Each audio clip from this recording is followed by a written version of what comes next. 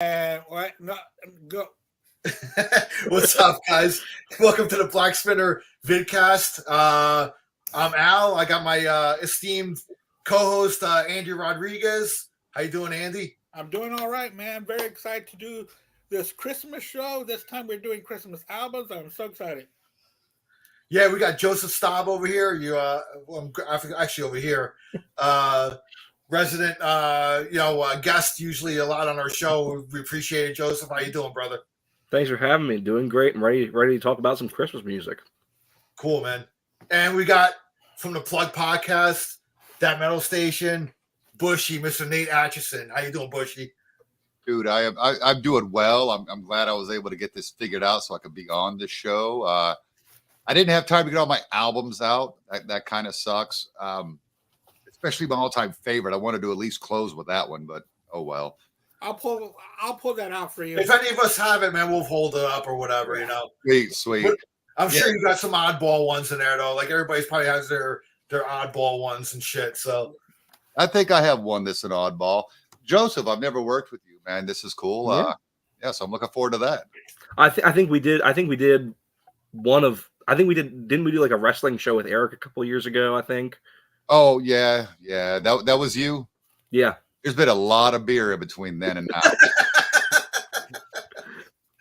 All right, man. What we're doing is top 10 plus 5 honorable mentions. Christmas albums. I went with albums this time. A lot of people usually do songs. I figure, fuck it, man, go with albums. You know, there's a lot of Christmas albums out there. And I was looking up lists, man. I was like, damn, I forgot, like, you know, this artist or this band had a Christmas album. It's like amazing, like how many friggin' Christmas albums are out there. So I figured it'd be kind of a cool. It's only a few days left to Christmas, and man, I still got to finish Christmas shopping. But fuck, Hey, I'm with you. I'm such a last minute asshole when it comes to that shit, dude. You know what I mean? But anyway, so what we're gonna do is we're gonna go Joseph, Nate, Andy, and then myself. We'll go around the room. Before we get to that, though, we have a little segment called What's Spinning. We kind of highlight like what we've been listening to or what you want to highlight. Any kind of artist or album like that you've been like listening to lately. We'll just highlight one if you have one. So we'll go with Joseph. What do you got, brother? Alrighty. So, one of the things I've been listening to and watching a lot lately. A couple weeks ago, Blue Oyster Cult put out a new live album. Yes, for their 50th anniversary. Their 50th anniversary shows that they did last year up in New York. They did 3 shows, 3 nights in a row. Each night they played one of their first 3 albums in its entirety, and then like a set of deep tracks and stuff after that on as like a second set each night.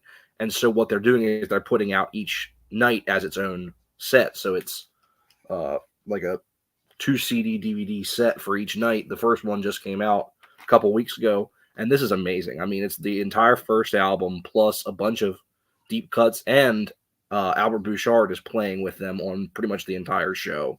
Wow. So it's really cool for anybody that's a Blue Oyster Cult fan. Definitely check this out.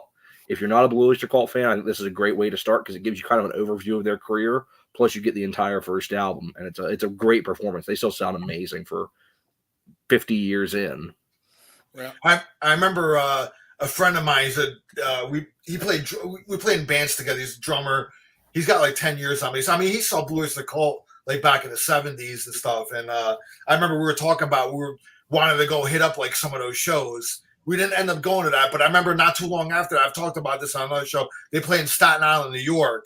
It was pretty much I think it might have been like the week after like they did those shows, and then like the one in Staten Island was kind of like just kind of a best of, like they did like a conglomeration of like the 3 first albums, and Albert Bouchard was actually he was playing with the Dictator. The Dictators. Yep. Dictators, and they opened up. So nice. Then during BOC set, he came out and did a few songs with them. So that was kind of cool. I got to see that at least. You know, they put on a great show as usual. Oh yeah. You know, so but that's cool. You got that. So what are they gonna do? Like every couple months, put out like each one or something? I guess since this is the first one, they haven't announced when the next one's coming out yet. I know they announced it for pre-order like 3 or 4 months ago, so we'll know decently ahead of time what they're gonna do. But I mean, it's Frontier, so you know they shit stuff out like Yeah, every yeah. every Oh, day. Frontier's just like every day, man. Yeah. Cool, man. All right, Bushy, man. What do you got? You got something, brother? Man, I gotta say, I'm horrible about listening to music anymore. I'm such a tube head. I sit in front of the TV all the time. Even if Most it's something, even if it's something you streamed or whatever, man. Anything that. yeah. Well, I listen to a lot of liquid metal in my van when I'm driving. Yeah. So I've wicked got into this band Orbit Culture, dude. They're heavy as shit. I think it's their latest album, Descent. I heard the title track, Descent, on Liquid Metal on Sirius. I mean, good aggressive vocals, heavy riffage. It's really cool. All I have is a digital copy of it, so I can't show you their work cool. or anything. But if you like heavy music, man, and I mean real aggressive vocals, that kind of stuff. Yeah. Not so many blast beats, good drums. I'm not a blast beat fan. I definitely say check out Orbit Culture. I'm getting into a lot heavier music, which is hilarious. I'm almost 50 years old, and this is shit that like people walk by and be like, "Good God, what the hell is that? Turn that noise off." I'm writing that down. Orbit Culture, right? Yeah. The album is Descent, Descent. I know you're a New York, New Jersey guy, so I got to help with that. Yeah, now I'm a Florida guy, so You better change up that accent, brother. You're gonna get looks like I do down here in these mountains. nah, Jersey will never leave the accent, man. They will never leave. You know what I mean? But that's cool, man. I have to check them out. Bushy. Yeah, Orbit it's Culture. good, heavy stuff, dude. Orbit Culture, it's good stuff. Cool. How about you, brother Andy? Yeah, the other day, well, not the other day, but during Black Friday, I went record shopping. I did not get anything that was for record store day, but I did find this gem that I've been looking for a long time. Sucking in the 70s by the Rolling Stones. It's Nice. a really good album. I listened to this last night, and also another compilation from the 70s called Made in the Shade, where the cover looks like it's Bridget Nielsen, but I don't think it is. But I've come up with a conclusion. In the 60s, the Beatles were better than the Stones, 100%. But the Stones in the 70s were better than all four Beatles solos in their careers, in my opinion. The Stones in the 70s got very, very interesting in the music that they were doing. To me, that was their best time was in the 70s. And I just think that they're better than the Beatles solo throughout the 70s. I think Bushy's laughing because he thinks he's a Stones guy, right? Well, what I think's funny is he couldn't give me one. He already crapped all over my 60 Stones. And then I'm like, he said, but the Stones in the 70s. And I was like, oh, yeah, here we go. Because it's definitely better than that Sgt. Pepper's and that White Album and all that crap. And he says, then the solo albums. I was like, oh. Yeah. And hey, to me, I don't even think it's by much. I think Wings comes close. Yeah. Wow. No, I mean, like, listen, man. It's always been the debate, the Stones, Beatles, and I mean, admittedly, I'm more. I've come around to the Beatles, where I appreciate them a lot more. But when I was younger, man, I was more of a Stones guy. I really was. I've done. I've come around to the Beatles a little bit. I still get into their hippie tripe. Yeah. But man, that 60s stuff when they're on the Ed Sullivan Show, your Love Me Do's and I Want to Hold Your Hand and stuff like that. I love it. But there's no way that blows out stuff like freaking Painted Black. Come on. Yeah, but those were like 3 years apart. I know, but still. Because when they were doing Painted Black, they were doing Taxman, Tomorrow Never Knows. Yeah. Stuff that blows out. Yeah, I don't even know what that is. So. Yeah, Andy, I think amazing album. I think I remember us doing a year by year between Stones and Beatles, man. And I gotta say, dude, I mean, in that time frame, I mean, Beatles were beating the Stones, man, putting out their material. But I respect everything they've done. I am super thankful to their contribution to music, but I like that raw bluesy sound, I guess, more. Yeah. That's why I've always been more attracted to the Stones. Yeah. Because I know I shit on the Beatles a lot, but I have a few of their albums. I even have a couple of them on vinyl. So I mean, I know I shit on them a lot. Huh. But I just gun to head, I'll take the Stones any day. I mean, to me, 70 Stones, it's just That's a good record. groove. They groove to me, so much. To me, the Stones, they they started coming into their own with Beggar's Banquet. Like starting there was really like when the Stones like really fucking were starting to hit their stride, man. You know, and I think had the Beatles like kind of continued as well, I think the Stones would have probably eventually beat them out, man. If the Beatles continued doing albums in the 70s, you know, I think the Stones might have edged them out. But hey, listen, the Beatles stopped touring in what, 67, 66? 66. Yeah, 66.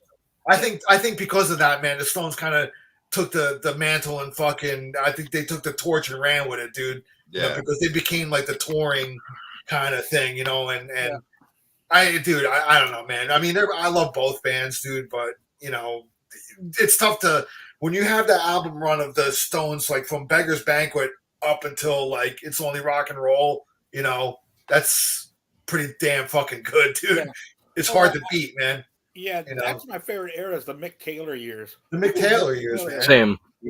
it's Amazing. funny because like Good Head Soup is my all-time favorite Stones record. Nothing before or since has touched it, in my opinion. And it's like there's one hippie tripe song on that album, and it infuriates me. But it's no Satanic Majesty's Request. No, Oh. that was a Horrible. total disaster. Horrible album. All right, man. Continuing on, my pick of the week is a band called the Jelly Jam. Now, this band is a super group. It's got Ty Tabor from King's X, John Mayung on bass from Dream Theater, and Rod Morgenstein on drums from the Dregs and Winger. This is their fourth album. It's called Prophet. If you like kind of like a little bit of progressive with a lot of melody and heaviness too, and just great melodic singing. I love Ty Tabor's voice. I've always loved his voice in King's X. It's not as good as Doug's, but he's got a great voice too in my opinion. And this band actually started as a 4-piece, but they were called Platypus, which featured Derek Sherinian on keyboards. Once Derek Sherinian left, they became a trio and they changed their name to Jelly Jam. So they have 4 albums. This is their last album, which came out in 2016. So I don't know if they'll ever come out with another one. I know they toured a little bit here and there, I guess, in between Dream Theater and whatever schedules they had, King's X and stuff like that, but not much touring, but they did tour a little bit. But I love this album. I love the Jelly Jam. I like the first 2 albums the best, though. So if you get like Jelly Jam 1 and 2, if you like King's X and like Dream Theater and it kind of like mix them together a little bit, that's kind of what you get, you know. Not as like over the top as Dream Theater, a little more on the King's X side, you know. That's how I like my prog. Sometimes too over the top, it loses me. You know, I like songs and melody and things like that with great playing. So if you like that kind of stuff, the Jelly Jam's kind of cool. So check them out. And that's it, man. So if we're gonna start up with the top 10, we'll start with Joseph over there. You want to go your number 10, brother? Go ahead, man. All righty. So I'm going to start off my list with something that has become fairly common with Christmas music, and that is compilation albums. Yeah. And so this is the only compilation album on my list, and this is an album that I definitely grew up with. My parents had on CD from the time I was really young, and we listened to it all the time when I was growing up, and that is the Time Life Treasury of Christmas from the late 80s. Has a great mix of stuff going back into the 50s, Bing Crosby, that kind of era, traditional stuff, all the way up into like Dolly Parton and some stuff from like that had been coming out in the 80s. It definitely leans traditional, but it has like some Beach Boys songs on it. It has some Elvis songs on it, but it does tend to lean towards the crooners more. But I think it's a great mix. They put out a couple volumes of this. This is the original volume. It's a 2-disc set. I think it's a great mix of some different stuff, and it's definitely a really big personal one for me growing up listening to this all the time. I think it's a great compilation. Probably it's on my list. So it's my favorite compilation of Christmas music. Cool, man. Yeah. Nate, go ahead, brother. All right, I'll probably catch some flack for this one, but you know what? Let's just get it the hell out of the way. Number 10, it has the most annoying Christmas song to some. The rest of us are of sane and sound mind and body, and know it's Don't even tell me. Don't even fucking tell me. one of the greatest Christmas songs of all time is on this album. But it's, come on, man. Mariah Carey, Mary. Oh, I'm gonna fucking shoot myself, dude. With the stellar "All I Want for Christmas Is You." Come on. And the thing It's amazing. I'm so It's upset. amazing. I thought I had it. I looked and looked for it, and I don't have it. I gotta go look for it. I swore I had it, and I don't.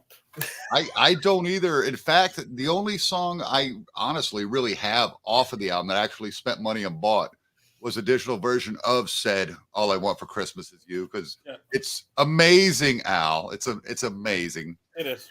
Dude, I have listened to the whole album and it's really good. She does the pop, she does the traditional, she does Christmas hymns as well as Christmas songs. It's a good blend of music, man. It's fun, and come on, the woman can sing. Oh, she's I'm kicking great. you off this show, She's one man. of my That's favorite. out of here, man. No, listen, man. I think it was like 2 years ago, and I don't know how the hell I did it. I don't know how the fuck I did it, man. But I went the whole Christmas season without hearing that song once. I'm so sorry. It had to be the worst Christmas ever. No, it was not. That it was the greatest year of my life, bro. The greatest. No, like I don't know, man. I didn't listen to the radio. I didn't put on the radio because if you put on the radio and they're playing Christmas songs, that's fucking every hour that song, dude. That and Wham. Yeah. That's That's what another great song. Yeah, And even the Paul McCartney one too. You hear that one all the time. Oh, the Wings. Yeah. No, but I couldn't believe it. Like when Christmas was over, like I was like, dude, I didn't hear like and I walked into department stores. Maybe I just missed it. Like I was just lucky I missed it. Because you walk into department stores, you hear that shit too when you're shopping. You know what I mean? So I was like, dude, I didn't really hear that all year. This is a good year, man. I goof on it. I know. And the thing that makes me laugh is she's become this like queen of Christmas now. Yes, it's great. This whole thing, like she's like the biggest like Christmas. I'm like, where the hell did that come from? Like you couldn't ask for a better looking Christmas queen. I can tell you that. Well, Now everyone makes the jokes. Well, it's November, time to defrost Mariah Carey. I always see it, man. I listen to that song during the year, dude. How could you not be in a great mood hearing that song? Dude, all right, man. Well, listen, you're with me, right? Yeah. Yes. All right. Well, I love that song. I love Mariah Carey. Let me write down the odd man out. Let me write down here. Nate Joseph never allowed back on the show again. Hey, your own co-host said it too. Well, I have to live with him, man. Al said, "Screw it, I'm going solo." Top 10 Mariah Carey coming up soon, but I guess not. Oh shit, man. You might have to go solo for that one, buddy. That's funny. Anyway, Andy, go ahead. Al on that show, please. Yes. I'm going to start off with a compilation of wonderful Christmas music that's instrumental. I'm talking about Christmas brass. Oh, I think I have that one, man. Do you? Yeah. It's Yeah. great. You got all the traditional Christmas songs, all done with brass. Great horns. I don't know anybody that actually plays on this, but they were awesome. So I've had this quite a bit. I could tell by the album cover. Oh yeah, my cat was on it, so I had to cut the corners off. Oh, okay. So yeah, Christmas I think brass is what I'll start off with. I think my album cover might look like that too. I think it's pretty worn out and all like fucked up and shit like that. But yeah, that's cool, man. I think I do have that one. That looks familiar, man. It's probably in like one of like crates of albums that like I very rarely like take out. So yeah, I always have my Christmas apart, and then I bring them out the day after Thanksgiving. Yeah, cool. And I bet it really is a good album because I like to on YouTube, on the big screen. Yeah. Go to YouTube and go to the Christmas Yule log, and that's all it is instrumental music that plays for like 12 hours straight. Huh. So I could dig the hell out of that. I bet it's badass. When I was Yeah, young, really. and they used to, my parents used to put the Yule log on TV. I used to always like, when that log never like burns out. Why don't they throw a new log on there? And it's like it's the same shit, man. It's not burning out. So, Dude, I've got a DVD of a Yule log. And it's the best thing ever because I've never turned it off. And that thing is burned for a week and a half straight. For I was like, bro, Oh, it's man. going to change this. Yeah. It's going to ruin my damn DVD player. Wrong channel, the Fireplace channel. all right, man. So my number 10, I'm gonna go hard rock here. I'm gonna go Twisted Sister with a Twisted Christmas. Oh, come on. Yeah. That should I know only be an honorable mention on anybody's list. I know it's kind of corny, but you know, Twisted Sister doing Christmas. I even saw one of their Christmas shows, you know, when they played here in New Jersey. Yeah, I think they even filmed the DVD. It was at Starland Ballroom in Sayreville. I think that's where they filmed the DVD that they released. I was at that show, and That's awesome. it was fun, man. You know, it was cool. It's a fun album to throw on. I mean, who didn't like Twisted Sister growing up? You know, and Yeah. you know, so that got me into. They were one of the bands that got me into heavy metal and stuff like that. So, but I'll put their album at number 10. So I don't even have the physical copy of it. I have the CD somewhere in storage, but. So you know they do the traditional songs, you know, "Have Yourself a Merry Little Christmas," "Oh Come All Ye Faithful," which is the single I think that they play all the time. So Yeah. They do. I So- think I suffer from burnout on that track the way you would with "All I Want for Christmas Is You." oh really? Yeah, because it's like, all right, we get it. Stop. Play the Lita Ford song. yeah, You know, yeah. because So, there are yeah. some good songs on there for sure. Yeah. I've got the album too. I ain't gonna lie. Yeah. All right, so that's my number 10, man. Number 9, Joe. ahead. Alrighty. So you'll definitely notice that my list skews very traditional. This is what I was brought up on, so that's a lot of what I really love of That's Christmas great, music. man. And so my next pick is the Andy Williams Christmas album Oh, yeah, man. from the 60s. I mean, of course, it's the most wonderful time of the year. I mean, they play it all the time on the radio, just as well as Happy Holidays and the holiday seasons when they play all the time. There's some great stuff on here, mix of traditional hymns and some more pop tunes, as I just mentioned. But there's White Christmas, the Christmas song, Jingle Bells, First Noel, Holy Night. So a lot of traditional stuff as well. But just a great Christmas album that you hear a lot of on the radio around Christmas time. Andy Williams has a great voice. Love this album. And I was going to say the great thing about Christmas music, the traditional Christmas music, because they've gotten kind of away from that, but is the offbeat, wonderful musicians. Mm-hmm. Oh yeah, you those old like swing bands and stuff. The bells and the horns and all sorts of shit. And like today, they don't do it as much when they remake these songs. Mm-hmm. It's more of their vocals. When we get to my number, does have Jingle Bells in it. Hmm. All I Want for Christmas Is You.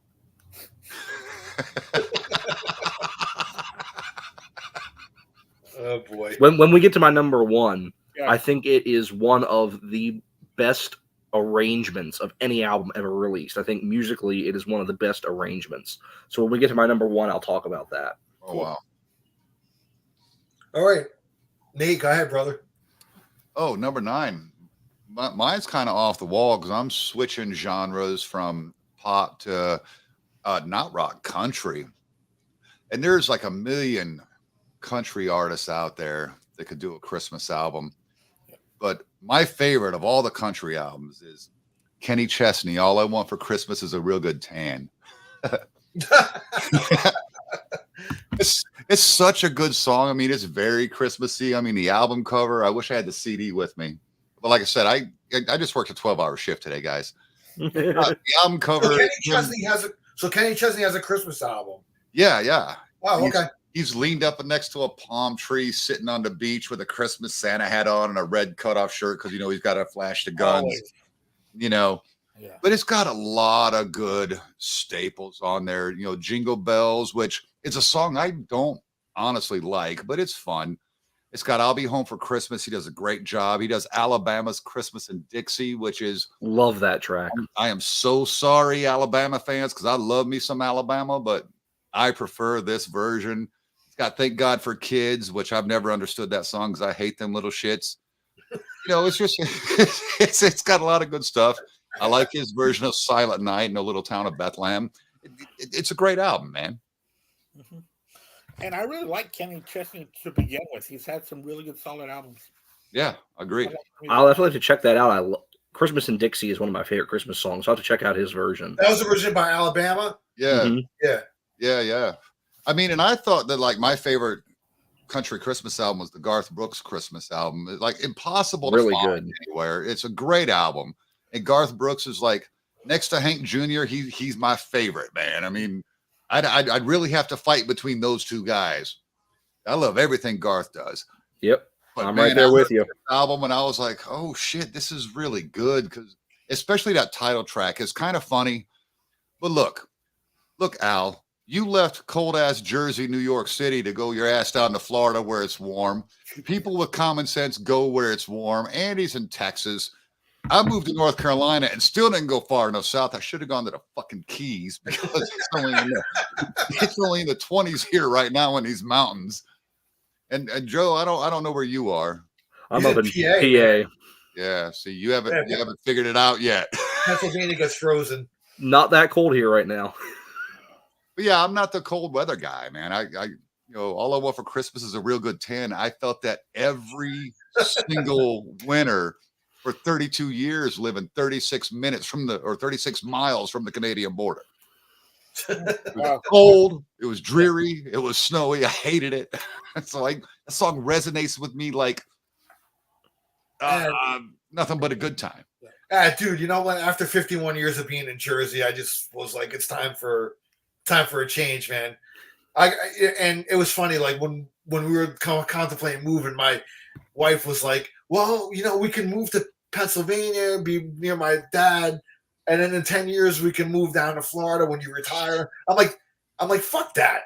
If I'm moving, I'm doing the one move. Yes. That's it, man. I ain't moving and then moving again in 10 years. Like, because this move nearly killed me. Andy knows. Yeah. This fucking move nearly killed me, dude. You know what I mean? Just to move my vinyl alone was a bitch. You know what I mean? So it seemed like he moved like for a whole month going back. Oh, God, man. Dude, I'm like, I was gonna say, I saw an awful lot of I'm moving and driving videos because you got awful far from me. I mean, you were a few hours away, but when you were coming through North Carolina, you were just a few hours away from it. I stopped at my cousin's. He lives outside of Greensboro near like High Point or something like that. Yeah, that's 2 hours away. My whole family on my dad's side is actually from Greensboro. There's a road my family comes from. It's called Atchison Road. Oh, okay. Yeah, and I still have a great aunt that lives there and a cousin that lives on that road. Okay. Yeah, it's very common when families live somewhere that they have that whole road named after that family. Yeah, slow down. It's not a big road. Hey, it's a road named after your family. It's like a dirt bicycle trail or some shit.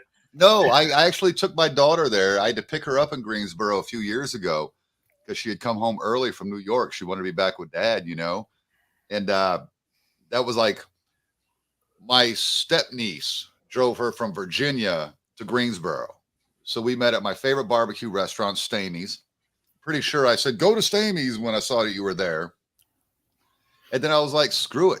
I took her over there. I'm like, man, they paved this road. When did that happen? When I learned how to ride a bicycle on this road, it was not a paved road. Yeah. They burned down my great-grandparents' house for fire training. There's video of that online. It like broke my heart to see because I remember that's where I learned how to ride a bicycle on that road, But yeah, man, that was cool. You're just a couple hours away from me, literally 2.5. Yeah. All right, Andy, what do you got, brother? This is going to be my first oddball. It's on CD. When I found it, I said, this title sounds weird, but I'm going to check it out. A TV Christmas dinner. Wow. And what is this, you ask? Well, they're Christmas songs. It's a compilation sung by TV stars. There's Silent Night by the Brady Kids. Give me something by William Shatner. There's an Edith and Archie medley, which is sung by Edith and Archie Bunker. Wow. There's a song called I Wonder As I Wonder. If y'all are fans of 2020, it's sung by Hugh Downs. If y'all can remember Hugh Downs. I remember Hugh Downs, man. Yeah. Also, Jim Neighbors, Have Yourself a Merry Little Christmas, which they got the Chipmunks on here as well, and Gene Autry doing the classic rendition of Rudolph the Red-Nosed Reindeer. That's how this album starts off. And of course the Chipmunks with the Chipmunk song, but yep, a TV Christmas dinner. And I love it. It's great. It's really good cheesy stuff by TV stars of some of my favorite TV shows. And they got a song on here with the Partridge Family. It looks Rock Around the Christmas Tree. It looks like a Swanson Hungry Man on there. Yeah, exactly. The old-fashioned TV dinners on foil.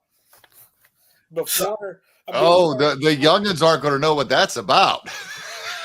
Before you found out you're not supposed to put foil inside a microwave. Oh God!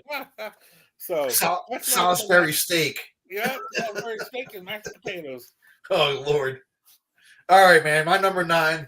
And recently, I mean, he only came out with this a few years ago, and I actually dig it, man. It's Steve Perry, The Season. Oh wow!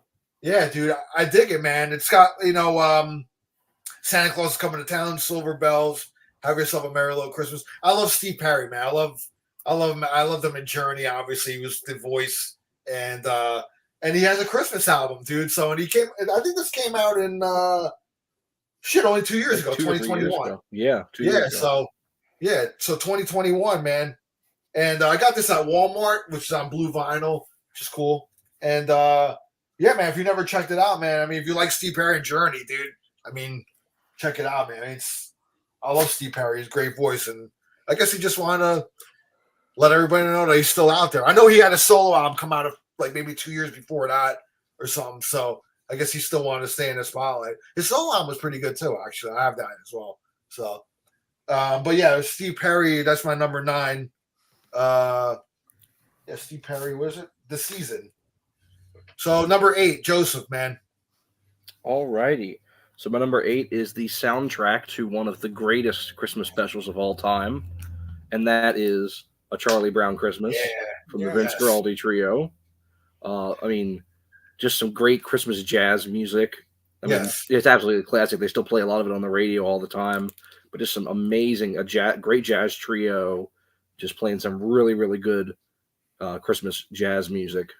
Anyone who loves the Charlie Brown Christmas special or just loves some good jazz music, definitely check this album out. Yeah, it's a great album. If you don't already know it, I mean, most people probably know it. So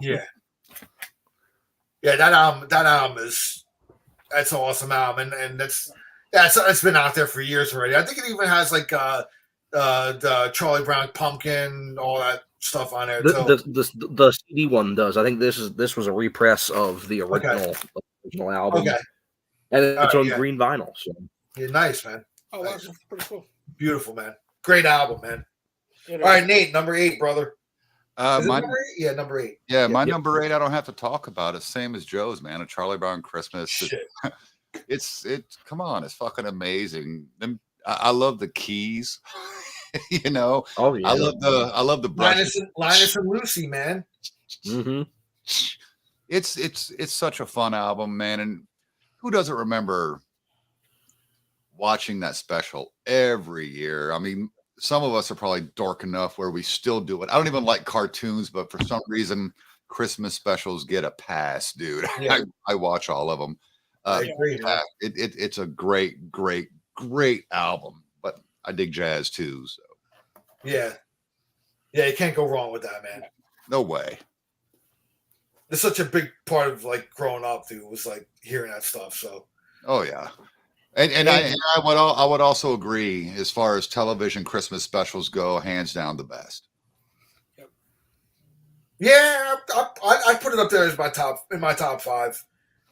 I think my number 1 would be like the Rudolph one with the old school one, the old animatronic, the stop motion photography and stuff. Yeah, I love, dude. I mean, growing that's up, in my top 5 for sure. Yeah, I love that one, man. There's so many good ones, though. There's a lot of good ones. So a lot of. All right, number 8, Andy. Go ahead, Yeah, brother. I just want to put some word out there. There's a lot of people watching out there. Thank you, Mark Alden Taylor, and you too, Scribble and Scribble. This one's for you, number 8, Bing Crosby's. There you go. Yes, classic one by him. Wonderful stuff. I mean, y'all know all the songs. The White Christmas, I'll Be Home for Christmas, Silent Night, Jingle Bells. He just has that voice, man. And he was great. And I know that Scribble's a big fan. Oh, Bing Crosby. Bing is the man, bro. Yeah, he really is. And also a hello to Jonathan Emmons from Memphis, Tennessee. Hi there. It's nice of you to join us. All right, so that's my number 8 was Bing Crosby. All right, man. Well, my number 8 might be the oddball in my list, but I don't have my physical copy here. Again, I have the CD of it, but this was a band that I actually hated when I was younger, man. But like as I got older, like I learned to appreciate them as I got more into like some progressive rock and things like that. And that's a Jethro Tull's Christmas album. Now, like people might be like Jethro Tull Christmas, but their Christmas album is really good, man, because they really have like that kind of classical and like jazz elements to their music, so it lends well to like the holiday kind of album. So I mean, if you never checked it out, man, and you don't even like Jethro Tull, you might like this album actually, because I think it's great, man. And I have a CD of it. And again, when I was young and a kid, I hated Jethro Tull, man. I was like, fuck it. I was into metal and all that stuff. I'm like, and then when they won the metal fucking award in '89, Metallica, I was like, what the hell is this, man? But like, no, as I gotten older, man, I actually saw them in concert a couple of times, and great musicians, and I've come to love like Aqualung album and Benefit and all. I got a bunch of the 70s albums and I love them. But the Christmas album is great, man. If you never heard it, stream it, whatever, man. But I think it's a cool album. Like, it has that classical kind of jazz, and it's very seasonal, man. I mean, it's just like really cool. So, and I think Ian Anderson wrote a couple originals on there too. So he kind of threw some originals into some traditional stuff. So that's my number 8. It's gonna be Jethro Tull, the Christmas album. So we're gonna go number 7 to Joe. That's cool because I didn't know Jethro Tull had a Christmas album. Yeah, man. I think they had it out since like the 90s. I think. Oh, really? Yeah. Yeah, I think so. All right, Joe. All right. So my number 7 is the album that I could not find my vinyl copy of, and I just noticed that the CD they changed the name, and that is Andy's last pick, Bing Crosby, and the CD they changed it to White Christmas as the title, not Merry Christmas. But it's the exact same songs, the same track list and everything. I mean, just an absolute classic album, one of the best, and it's so many great tracks. I mean, to this day, I think Bing does the best version of the song White Christmas. And there's so many other great tracks. The Andrews sisters singing on a lot of it. Just a great album. Shout out to Scribble. Yeah, Bing, man. He's just a staple at Christmas, dude. Oh, of course. Yeah. I mean, if you didn't fucking grow up and hear Bing Crosby, dude, you weren't living, bro. Hell, if you didn't watch the movie. And White Christmas is one of my favorite movies of all time. So, what a great movie. Nice. All right, 7, man. Let's go, Bushy. All right, this one, it's obscure. I don't have a copy. My mom had it on vinyl. I really want to say it was a compilation, but a compilation of his versions of songs. And that's Nat King Cole. The album I remember was him sitting in front of a fireplace. Yeah, I remember that too, man. Yeah, the Christmas song is what it's called. But if you go to Wiki and like try to look that up, it'll give you the song, but it's not on that album. It's weird. It's like the album doesn't exist. But you could buy it right now on Amazon. But it opens up with that song, and come on, is it not Christmas if you don't hear that sultry Nat King Cole chestnuts roasting on an open fire? Yeah. It's a great album. It was one of my mom's. She played every damn year. It's got the other stuff. It's got some O Tannenbaum on there, which was cool because we were living in Germany. The little town of Bethlehem. I saw the Three Ships, which is one that people aren't familiar with, which is great. Mhm. Cradle in Bethlehem. He went kind of outside of the box while he was still doing some of your more traditional hymns and such. But yes, it's a great album. If you can get a hold of it, really check it out. You can buy it for $6.12 on Amazon right now on CD. There might be a couple of different like variations of Nat King Cole Christmas. So Yeah. There are, but it's just that's the one that I remember. She had that playing every year. you never know. It might have been one of those like budget ones or something that you found at like, I don't know, a gas station or something like that. Yeah, like I mean, a it weird- was the vinyl album, Yeah. but yeah, I remember that, and like we said before, there's like a billion Christmas albums out there. Yeah. But that You know- that one in particular, you'll know what it is because he's just kind of sitting face forward like this in front of a fire. Yeah, because a lot of these artists, man, especially the older ones, man, like they probably repackage and reissue, the Christmas albums and all. Like it has like different covers and even different names and shit like that. So I mean, Yeah.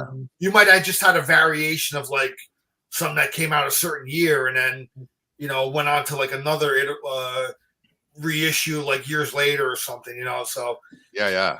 Is it this album cover? I don't know if you can. You can't. I Probably see can't it. see it, man. Yeah. Kind of keep it on the side there. Yeah, a little. Oh, it might. Yeah, that's the one. Is that the one? Yeah. Okay. That's the one. It's a good album, dude. There's a lot of good stuff on there. He does a Desta Fideles, and when I think of that song, I think of that as more operatic. But man, Nat King Cole, like I said, that sultry, sexy, fucking smooth tone he has, it Yeah. works. Yeah, and that's cool, man. All right, Andy, it's number 7, brother. Yeah, my number 7. People might put this one a little bit higher, but I got this guy at number 7. Elvis Christmas album.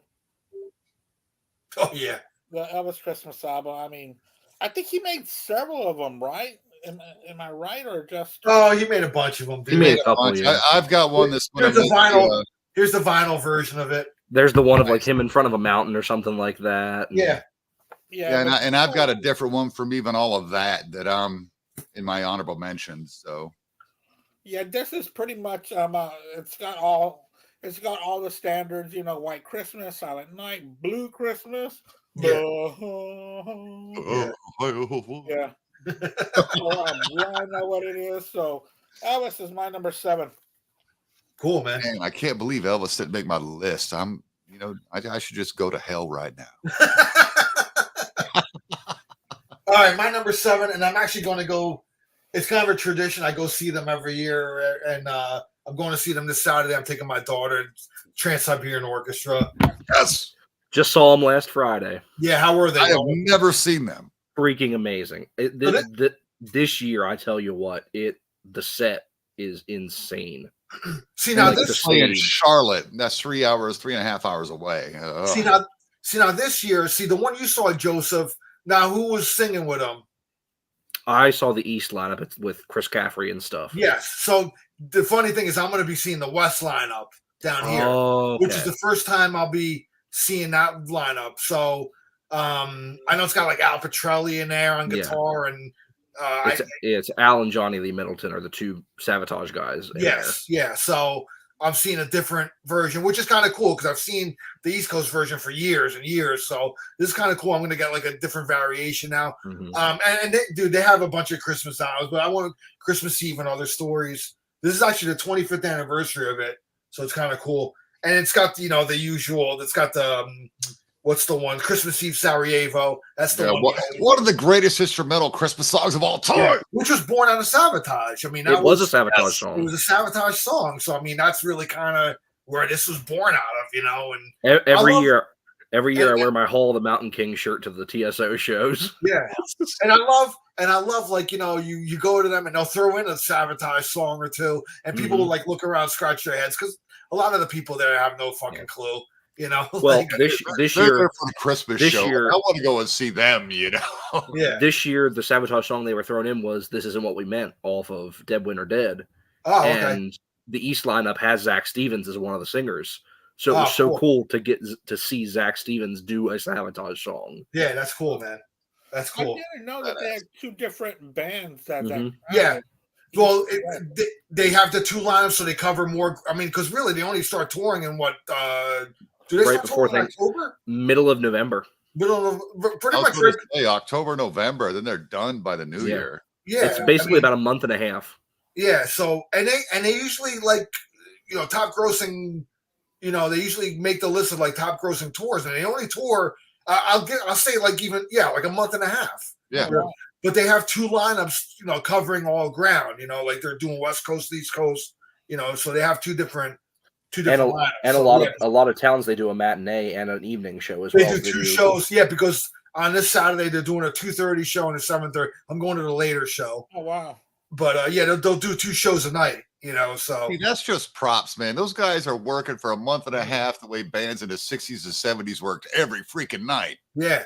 And the cool thing is, and they pull in so many great musicians from outside. So like, I've only seen the East lineup, so I'm kind of biased. I think just on paper, the East lineup is definitely the stronger lineup. Yeah. Especially vocally. I mean, you got Russell Allen from Symphony X. You got Zach Stevens from Sabotage. You got Caleb Johnson, who won American Idol a couple years ago. Is Mariah Formica on that lineup? No, she's on your lineup. Okay, so I'm going to get to see her. Okay. Yeah. All right. From Plush. Speaking of, love her. She was great. I saw Plush last year open up for Alice in Chains. They were amazing. Yeah, but great band. Yeah.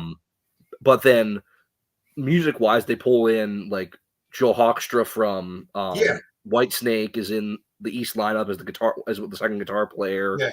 And just the musicians they pull in. I mean, you're going to be seeing Jeff Scott Soto this weekend. Wow. For years I think Blas Elias from he's drumming. Slaughter Slaughter is the drummer for the West lineup. But it's just the musicians they pull in for this thing is absolutely insane. I mean, for years Alex Skolnick was the guitar player. Yeah, I've seen them with him. 1 year, one of the early years when I saw, I remember Joan Jett came out and played the encore with them, and they did, I think, the Little Drummer Boy with her, so that was cool. I think 1 year, I missed a year, but I think like Greg Lake came out and did I believe Father Christmas, which is my favorite. I would have teared up on that one all time, dude. I love that Christmas song, but like they used to always pull up. When like I guess an artist had like a Christmas song, they would bring them up or bring them out if they happen to be in that city or whatever. So, but yeah, man, I can't wait to see them Saturday. So it'll be cool. I took my daughter like probably 10 years ago when she was only like 6 or something, and she don't remember much of it. But now she's 15, so she's really into like going to shows now. So she said, "Yeah, I want to go." So it's gonna be cool. So that was my number 7. We're gonna go number 6, Joe. Alrighty. So this is one I don't know if a lot of people will know, but it's definitely one that's personal to me. So a little bit of a backstory on this one.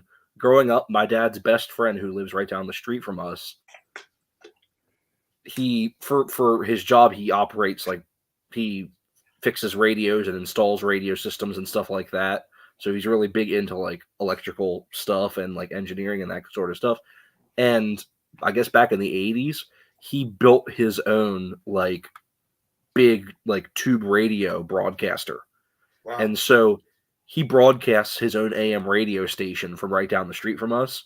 And so he's really big into Christmas music as well. So he plays Christmas music 24/7 from November the whole way through New Year's. Yeah. And it's all like the classics and stuff. And one of the ones that he played a lot when I was growing up, and I love this album so much, I don't know how many people really know about it, is the Percy Faith Orchestra, Christmas Is. It's a really, really good album from the 60s. It's mainly instrumental with some chorus elements thrown in a little bit, but it's a really good, it's like that classic Christmas kind of orchestra sound. So what you're getting from stuff, think about watching like the Lawrence Welk show or something like that. Okay. Basically getting something like that, but it's just such a great, great album. And it's just, if there's one album that makes me really, really feel like Christmas, this is probably towards the top of my list as far as albums that just, you put it in and it just sounds like Christmas. But Christmas Is by Percy Faith and his orchestra, one of my favorites. Percy Cool. Faith has a lot of great Christmas stuff. Too. Mhm. All right, cool. Bushy, man. Number 6, brother. All right, my number 6. Sorry, guys, I was beer burping, so I muted my mic. Man, I don't have a whole lot of rock and roll kind of Christmas stuff on my top 10. Now, it does make my Doesn't matter. it does make my honorable mentions because but this one, man, this is pretty funny or pretty fun rather. Not So Silent Night, man. Christmas with REO Speedwagon. Oh, that an album?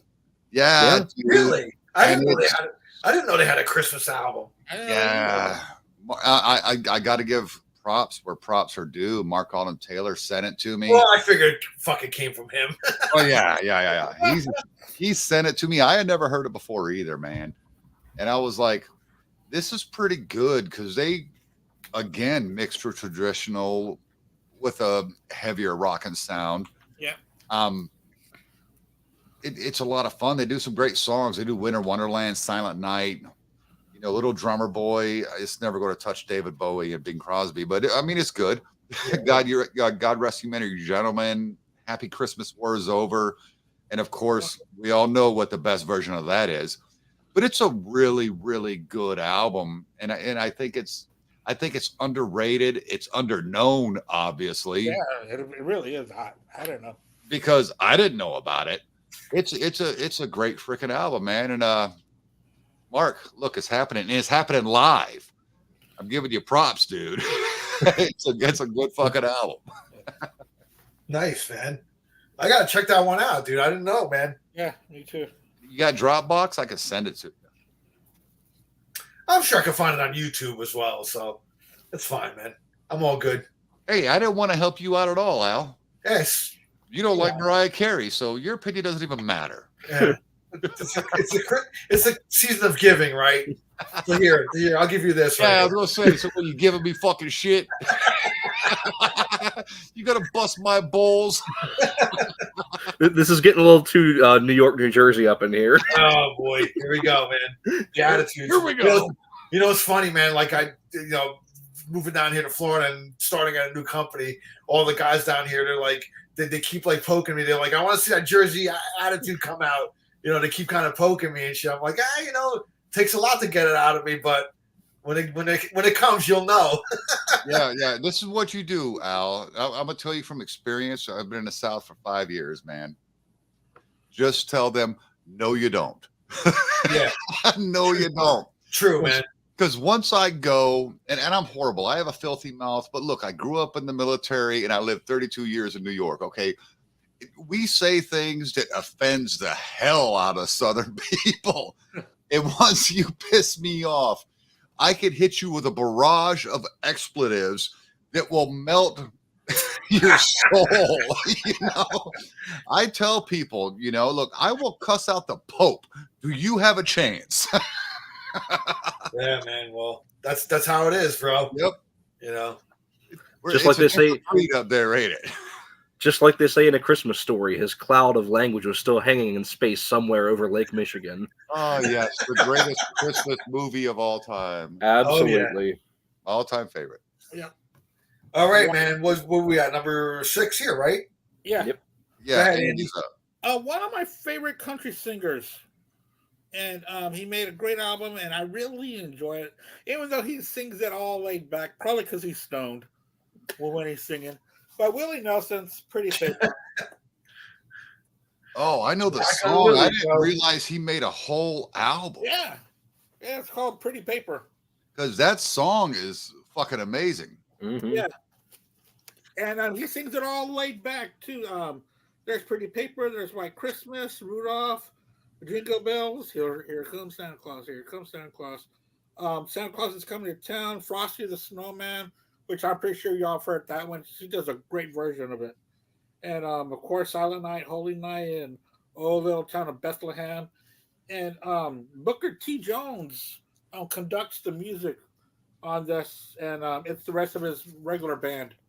But Booker T from Booker T and the MGs is also on this. Pretty Paper by Willie Nelson. Cool, man. Very cool. All right, well, on number 6, man. Bushy and Joseph already covered it, but I'm going with Vince Guaraldi Trio, Charlie Brown Christmas. This is a silver version here. Mm-hmm. On red glitter vinyl. Alrighty then. Yeah, it was like a Walmart thing, man. I picked it up, and I mean, Linus and Lucy. I mean, if you don't ever heard that on the radio, then I don't know, dude. You're fucked up, bro. You're not hearing shit. But yeah, man, I love this thing. Yeah, you know what? Now looking at this, Joe, you're right. Yeah, it's like kind of the reissue of like the original Christmas album. So it's got all the Christmas songs on here. Hark the Herald Angels Sing, Christmas song, Green Sleeves. Linus and Lucy obviously is the classic. O Tannenbaum, Christmas Time is Here. So yeah, I mean, if you're into jazz, dude, this was a staple of my childhood growing up, man, hearing this stuff. So I mean, it's got to be in my top 10. I love this album. I love jazz, so I mean, a lot of people don't. They're like, you like jazz, and I'm like, yeah, I love jazz. My older brother, who got me into hard rock and metal, later on, he really became a jazz head, and like I worked with him, and we'd listen to like a jazz station like most of the day, and then once in a while, I'd be like, bro, let me just switch it to a little rock now. You know what I mean? I love jazz and all that, but let me switch it up a little bit, because he would have had that shit on like 24/7, I like jazz. I'm just not a smooth jazz fan. Like you can take that Kenny G and shove it right up. Not that. Yeah, You gotta have, There's I some want to hear fusion that in there. shit. It's got like 3,741 notes in a span of 4 seconds for no reason whatsoever. It's just all over the place. Throw That's some jazz fusion I like. in there. Throw some Miles Davis. Yeah. That kind Oh of yeah. stuff. Oh yeah. That jazz. yeah, John Coltrane, Oh, things yeah. like that, man. Oh yeah. Bill Evans, love that stuff, man. Oh, So yeah, that's my number. Was that 6? So 6. yeah, Charlie Brown Christmas, man. I mean, nobody has that, bro. You gotta have it, man. So, all right, man. Number 5, Joseph. All right, into my top 5, and Yes, sir. these are probably top 5 of probably in my top 50 albums of all time, Oh, wow. just in general.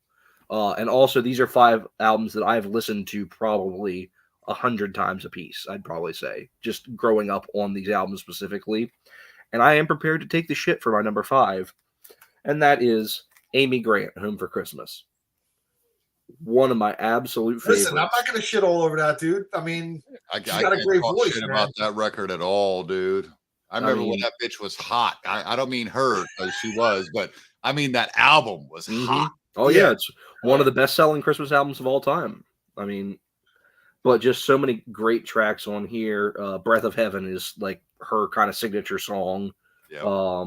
"Growing Up Christmas List," "The Night Before Christmas," "Emmanuel, God with Us," doing some great classics. "O Come All Ye Faithful," "Rocking Around the Christmas Tree," "Winter Wonderland," "I'll Be Home for Christmas." Just her voice and the arrangement is just so good on this album. And she has a second. Well, this is her second Christmas album. I'm not very familiar with the first one when she was kind of a little bit more kind of country, a little bit country Christian.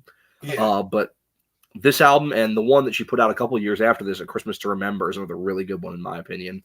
But this is my favorite of her Christmas albums. Absolutely gorgeous music. Now, did that one come out after her crossover hit "Baby Baby"? Yeah, this was the album that came out right after Heart in Motion came out. Oh, okay. It's Oh, a cool. really, No, Amy Grant, man. really, really good album. I mean, and it's like not my I don't go out and like listen to Amy Grant. No, neither do I. That's a really good album, and it's actually one I had forgotten. But as soon as you pulled it up and I saw that cover, I was like, "Oh shit, man, that thing was huge, hmm huge!" And I'm so glad they put it out on 180 gram a couple of years ago. That's awesome. I mean, it's just so great. That was immediate pre-order when I saw that this was coming out on 180 gram. It's just so great. Freaking Scribble, man. Yeah, you love Amy Grant. Hold on, I'm sorry. I know we're doing Christmas, but Joe, what's your worst Megadeth take ever? I hate Megadeth. That's literally it. I hate Megadeth.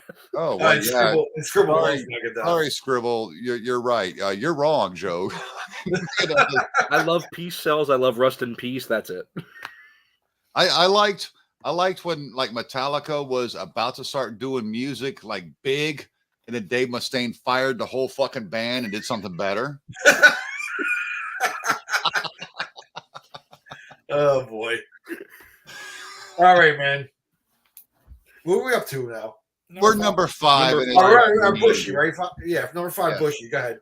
Look, this is fucked up because, and I'm sorry for like cussing all over the damn Christmas episode, but that's kind of what I do. This one, I don't own a physical copy of it anymore. I have not been able to find a physical copy of this particular album. And as a little guy, I remember putting this on my turntable in my room, and I was living in Heidelberg, Germany. So we're talking 3rd grade, dude. And it's Alvin and the Chipmunks. And it's just called A Chipmunk Christmas. But I have found out Googling the fuck out of this while we're talking, because I've got my list. You know, Yeah. I've got my list of Oh, albums. that one? No, that's not the one, dude. They put out some different versions of it. Yeah, That's not the one. See, and they make different ones. this one was from 1981, and it featured, here I've got it written down, Alvin, Simon, Theodore, and Santa Claus. Oh, It's actually the soundtrack from a special they did in 1981. I never knew that until about, I don't know, 3 minutes ago, and I was like, oh shit, I got to look this up real quick.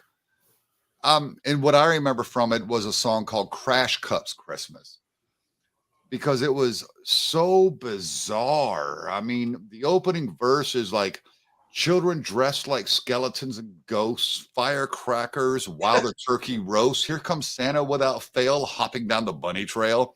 dude, It's so obscure, but it was basically a nightmare Alvin was having, because all he wanted was that golden echo harmonica, which we all know he had to have that. And it ends up being some poor kid from an orphanage he gives his golden echo harmonica to, you know, and it's Santa Claus telling the story, you know, throughout the whole album. It is so ingrained in my childhood memory that I have no physical copy. I cannot find a physical copy, but I remember having the album. It was a gatefold album. You know what I mean? It was still just one record. right? But it was a gatefold, and it had all the characters in there, and it was so 1981 cartoony to look at these things. But it's great. It's got all the classics. I mean, it's got my favorite version of all time, actually, of what's that? It's the opening track. Hold on a second. Yeah, it's beginning to look a lot like Christmas, because that's how I sing it every time I hear it. And it's Dave Seville saying, you know, and I can't wait till you 3 kids are back in school again, like yelling, you know. Yeah. So when it's saying Mom and Dad, you know, I'm like, no, I'm always yelling like Dave Seville, because this is that ingrained in my mind.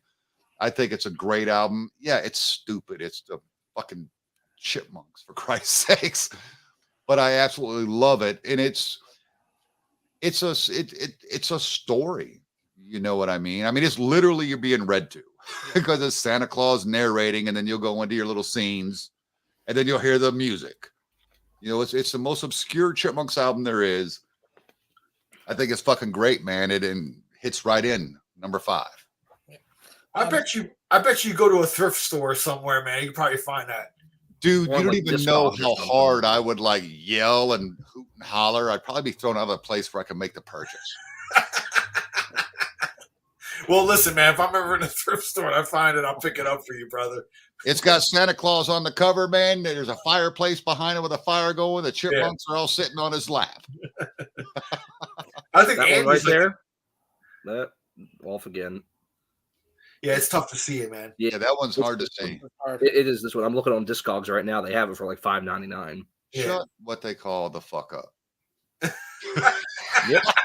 Track Yeah, one. Discogs, man. Yeah, go on Discogs. Yeah. You'll find that Come shit. on, payday. Yep. There you go. Track 1. It's beginning to look. Who knows, look a man? lot like Christmas.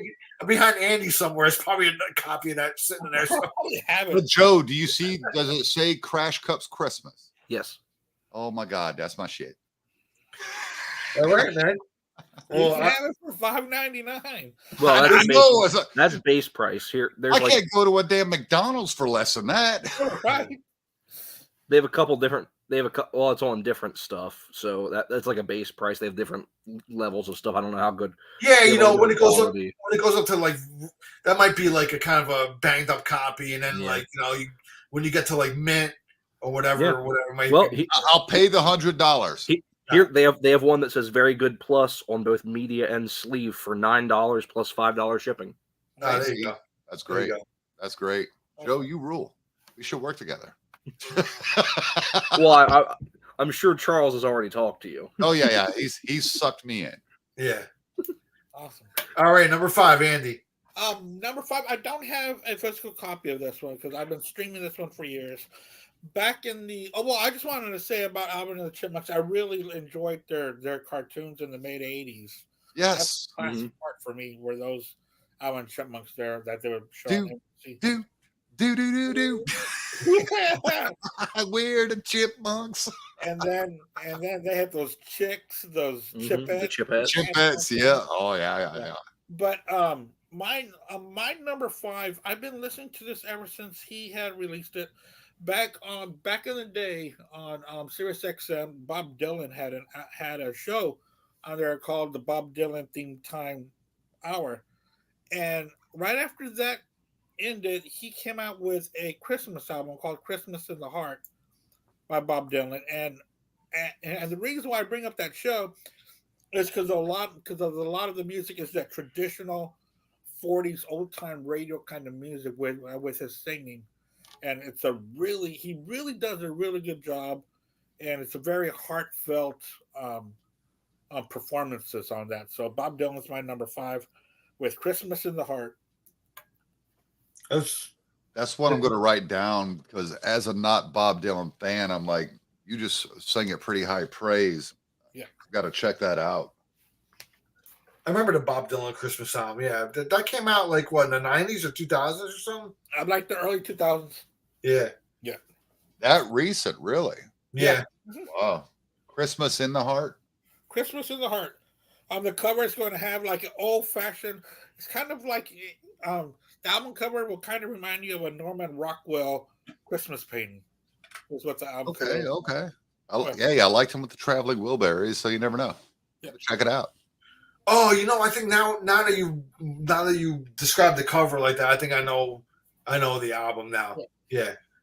So, all right, cool, man. So my number 5 is going to be like the first compilation on my list, and this compilation came out in the 90s. And I loved it, and there was a reason why I got it, but I ended up loving like the whole thing. It's called Merry Xmas, A Guitar Christmas. I've got that album. You got that one? I don't have a physical. I've got the digital. Yeah. So dude, it opens up with Rudolph the Red-Nosed Reindeer by Kenny Wayne Shepherd. It's all good, great guitar players. We got Eric Johnson on here doing the first Noel. Jeff Beck doing Amazing Grace. Brian Setzer Orchestra. He does a great Christmas show too. I've seen a couple years ago. Jingle Bells. Joe Satriani. Silent Night, Holy Night. Steve Morse. Joy to the World. Steve Vai. Christmas Time is Here. Joe Perry. Blue Christmas. Alex Lifeson of Rush. That's why the big reason why I bought it. But he does a great instrumental version of The Little Drummer Boy, which is really cool. You should check that out. Richie Sambora, Oh Holy Night, and then somebody named Hote or something like that. They do Happy Christmas, War is Over, the John Lennon song. So yeah, if you're into guitar players, man, this is a great one to have. There's actually a volume 2 of this still. There's a Merry Xmas 2. I don't have that one. But I think that's got like Nugent on there and a bunch of other guitar. When you think of Christmas, you think of Ted Nugent, right? But, Of course. Oh yeah. But yeah, check him out, man. Either volume is probably good. I mean, the second one is good too. I just don't have a physical copy of it. But if you're into guitar players, man, Merry Xmas, a Guitar Christmas. So that's my number 5. Oh, that Bob Dylan was actually from 2009. Wow. Okay. Yeah. So that's not long ago at all, man. Oh. Alrighty. How old is Bob Dylan? He's in his 80s now, right? He must be close to 80. I'll find out for you. He's Probably got right. Probably right. I'll Paul go ahead. McCartney. He's got to be, dude. Yeah. Yeah, we got, Anyway, that's we got some number Google. 5. We can find that out. Yeah. Googly. Number 4, man. Joe. Alrighty. So, number 4, direct from the great state of PA, Season's Greetings from Perry Como. Ah. Love this album so much. Just some Perry Como's voice is one of my absolute favorites of the classic kind of traditional singers.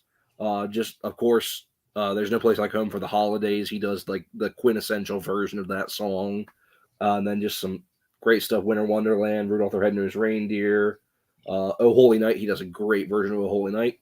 And then what closes this album out is like a 10-minute track where he tells the story of the first Christmas, and they interpolate like traditional hymns and stuff into it as he's telling the story. And it's a really, really cool track. But Season's Greetings from Perry Como, my number 4. I have like this version of Perry Como album. That's his next Christmas album. Yeah. And looking at the back here, well, this was going to be one of my honorable mentions anyway, but I'll just show it now since you're on Perry Como, since he was one of your picks. It says back here, recorded in Webster Hall, New York City. So I don't know if it's live or just like he recorded this stuff, I guess like in the venue, probably and recorded it. I don't know if it was in front of an audience or not. This one was as well. This one says recorded in Webster Hall, New York City. Okay, so this is probably a repackaged, probably a different, No, that was actually a separate album. Oh, it's a separate one. Okay. Yeah. This was recorded in 59. That one was 66. It's a completely different track. I have that. Yeah, it says 68 on here. Yeah. Or 68. Yeah. 68. Yeah. Yeah. So I had that vinyl too. But yeah, Toyland on that one is great. Yeah. Christmas Eve is a great one on that. Yeah, album. Perry Como, dude, man. He did a lot of great Christmas songs too, man. Yeah, he did. So awesome, man. Bushy, number what were we at, 4? Yeah. I'm sitting here thinking I think I have lost my cred as Mr. Christmas with some of the obscure stuff you guys are bringing out.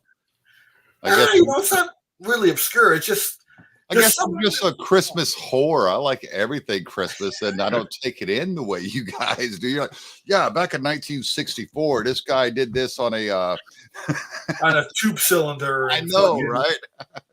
No, I mean, well, that's the cool thing about doing shows like this, man. Everybody's list is going to be different. You can discover, like, I didn't know REO Speedwagon had a fucking Christmas album, dude. Now I know. So, right, I could talk much longer on Santa Claus, but who says this kind of stuff isn't educational? Right. All right, go ahead, Bushy. Oh God, if this is educational. Mine has already been spoken of. It should have been way higher on your list, Al. But yeah, Trans-Siberian Orchestra, man. I don't know, but which album though? Christmas Eve and Other Stories. There you go. That's come on. I have 2. I have the Christmas Attic, which isn't bad, but it's not. It's not Christmas Eve and Other Stories. No. There's the Ghost of Christmas Eve as well. I think that. That's the compilation. That's a compilation. Okay. Lost Christmas Eve is the third one. Yeah, that's it. I have that one too. I have that one on CD. But yeah, go I ahead. have that one. They haven't put that one out on vinyl yet. Okay. I got to tell you, this one wins if for no other reason. Old City Bar.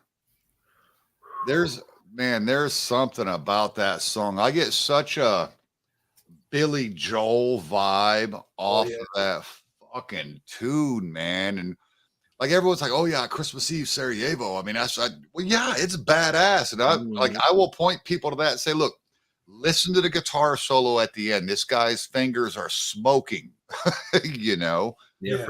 Freaking Al Pitrelli on that song is just. Oh, there's just so much good stuff on there. It's a long album, but a lot of the parts are short, and it's weird because it seems like they're trying to tell a story throughout. Yeah, they are. But man, there's so much good stuff. You've got a lot of traditional Christmas music in there, as far as the arrangements and such.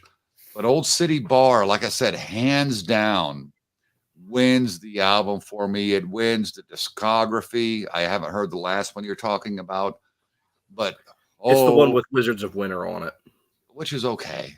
Yeah, You know, it's not this. It's not this. yeah, I'll tell you that. it's not bad. I mean, it's not like if I heard that, I'd be like, oh, screw this.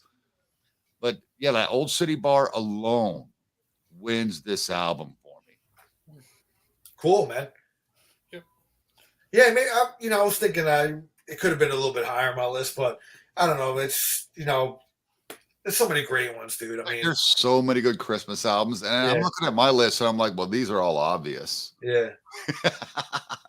Well, All right, Andy. I'll put it this way. Maybe Bushy doesn't even have it high enough. It could be true. Oh, nice.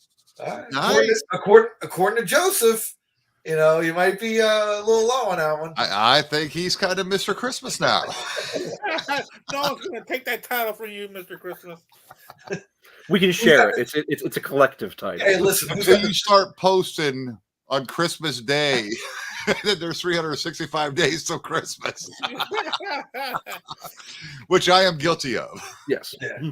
And I think I like it every year. I think you do. All right, Andy, man, number 4, brother. Yeah, I kind of already gave this one away earlier, but Christmas Time with the Chipmunks Volume 2. There you go. It's kind of Good album. because of the color of it. I got a lot of Chipmunk albums. I got Chipmunk Punk, Urban Chipmunk instead of Urban Cowboys, Urban Chipmunk. Dude, I'm not gonna lie. I wore the hell out of my CD Urban Chipmunk. I don't know why. It was ridiculous It's good, but I love it. because I was a freaking teenager. But I loved that stupid album. But this one really does have a lot of the classics on there. Like All I Want for Christmas is My Two Front Teeth is on here. Christmas Time is on here. Jingle Bell Rock, 12 Days of Christmas. They were really big Christmas people, and I really love the old cartoon artistry of it. It's like these days, new cartoons, they just look so blah. Back in the day, they had so much color and so much character to them. But that's my number 4 is Chipmunks Volume 2. That's a good one. That's All right, a good one. I don't hate on that at all. All right, man. My number 4, and I don't have the CD with me. It's packed away, but one of my all-time favorite bands, Cheap Trick, came out with a Christmas album called Christmas Christmas. Great album. I love it. They had a couple originals on there, and they do like Merry Christmas, I Don't Want to Fight Tonight by the Ramones on there. They do Father Christmas by the Kinks, Run Rudolph Run. I mean, they cover all the bases on there, man. I just love Robin Zander singing Christmas songs. There's just something about it. And Rick Nielsen's fucking distorted guitar is just awesome. I love Cheap Trick. And the fact that it's funny, I had the box set that came out years before in the 90s, and they had a Christmas song on there. But they didn't release a whole Christmas album until much later on, which was cool, And one of my favorite bands, dude. And they were opening up for down here when Journey and Def Leppard toured. They're opening up for them down here in Florida, so I may go see that. But I want to see Cheap Trick. I'd rather see them headlining shows, in a smaller place. But that's just my thing. I mean, if I can't get them at a headline show, I'll probably check out that show or whatever. But yeah, Christmas, man. Cheap Trick's my number 4. Love that album, man. I don't know if any of you guys have it or not, but if you don't, check it out, man. If you like album. Cheap Trick, dude, that's it. I was just talking to Charles Trainer earlier, messaging him today while I was at work, and I was like, man, with Cheap Trick, I don't know a lot about him. I love Budokan. Yeah. I like the hell out of Budokan. I got like 3 copies of that on vinyl. I love Budokan. And that's kind of, I'm a very, very casual fan. I don't hate them, and I would die to hear that damn Christmas album. Yeah, check it out, man. Being a very casual fan of theirs, and now I'm all into it. I mean, full. Look, Al's got me loving friggin' who the hell had Thin Lizzy? Oh yeah, dude. Yeah. And I thought I was like, whatever. And I started listening to it. And like, what was the first album right out of the box? Whiskey in the Jar. I was like, oh, you're going to hit me with something I know that early? I was like, okay. So I was able to, to move through a little bit of that discography. And I'm like, man, I go back and listen to an album every once in a while. It's like, oh, I haven't heard this, and I'm never disappointed. Yeah. Yeah, great. I mean, when you dive, here in America, dude, it's like, it's either Boys Are Back in Town, maybe Jailbreak. That's about it. Like if you hear something on the radio by them. But when you That really was exactly my entire knowledge of Thin Lizzy. Yeah, but when you dive deep into the discography, dude, you realize what a poet, what a great lyricist Phil Lynott is, and just what a great songwriter. I mean, the songs are just fucking fantastic, dude. And I mean, it's just criminal, dude. That they're not known better here. You know what I mean? And just all the amazing guitarists they had in that band. Gary Moore. I mean, fuck, dude. Robbo. I mean, Gorman. They had, I mean, just so many great. But as far as Cheap Trick, I mean, for me, it's the first album and it's Dream Police. Just two amazing, amazing albums. If anyone that isn't really into Cheap Trick, that's always what I first recommend. Listen to the first album. Listen to Dream Police. I think Dream Police is one that I definitely have on vinyl.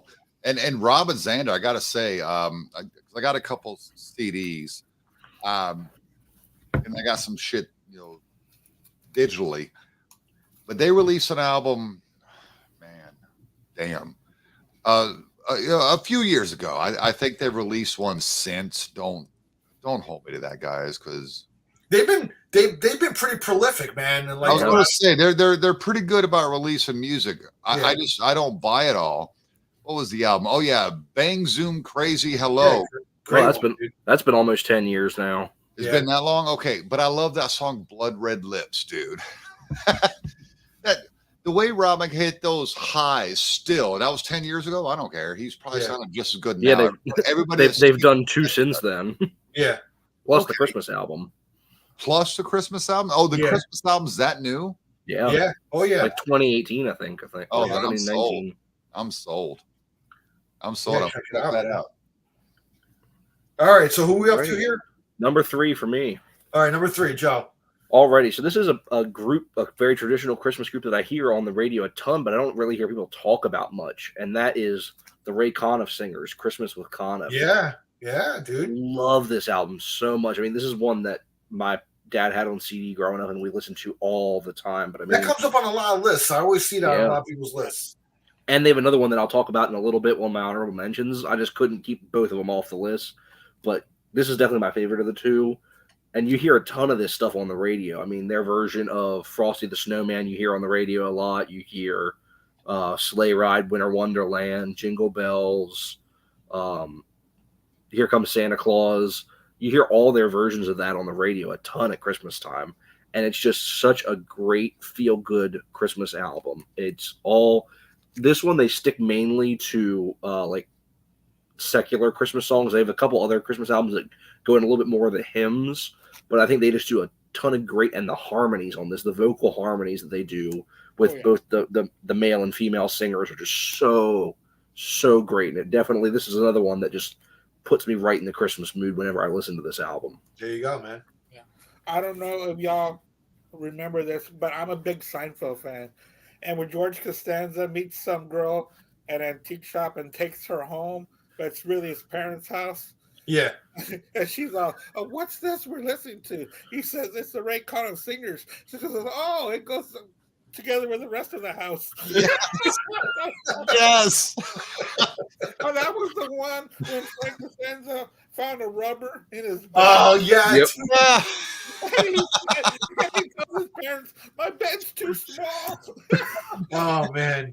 Is this a contraceptive? Oh, man. Oh, we're gone for the weekend. You turn our house into Bourbon Street. Seinfeld, greatest. God, I love that show. Oh, that show was fucking unbelievable, man. People in the South don't like it. They don't get it. Oh, I love it. I love it. It's a very New York show. Definitely. Oh, man. yeah. Definitely. Yeah, because when you'd watch it, bro, and they go to the different landmarks, you'd being from that area, you'd be like, oh, I know where the fuck they're at and shit. It's like, I thought it was funny because nobody gets the joke. It's like, these are the 4 worst human beings. Oh, yeah. I know. You're not supposed to like empathize with them. No, when they end up in jail. when they end up in jail, you're supposed to be like, they deserve it. Yes, Yeah. exactly. That's why that's so funny, because it's like, oh, they got him.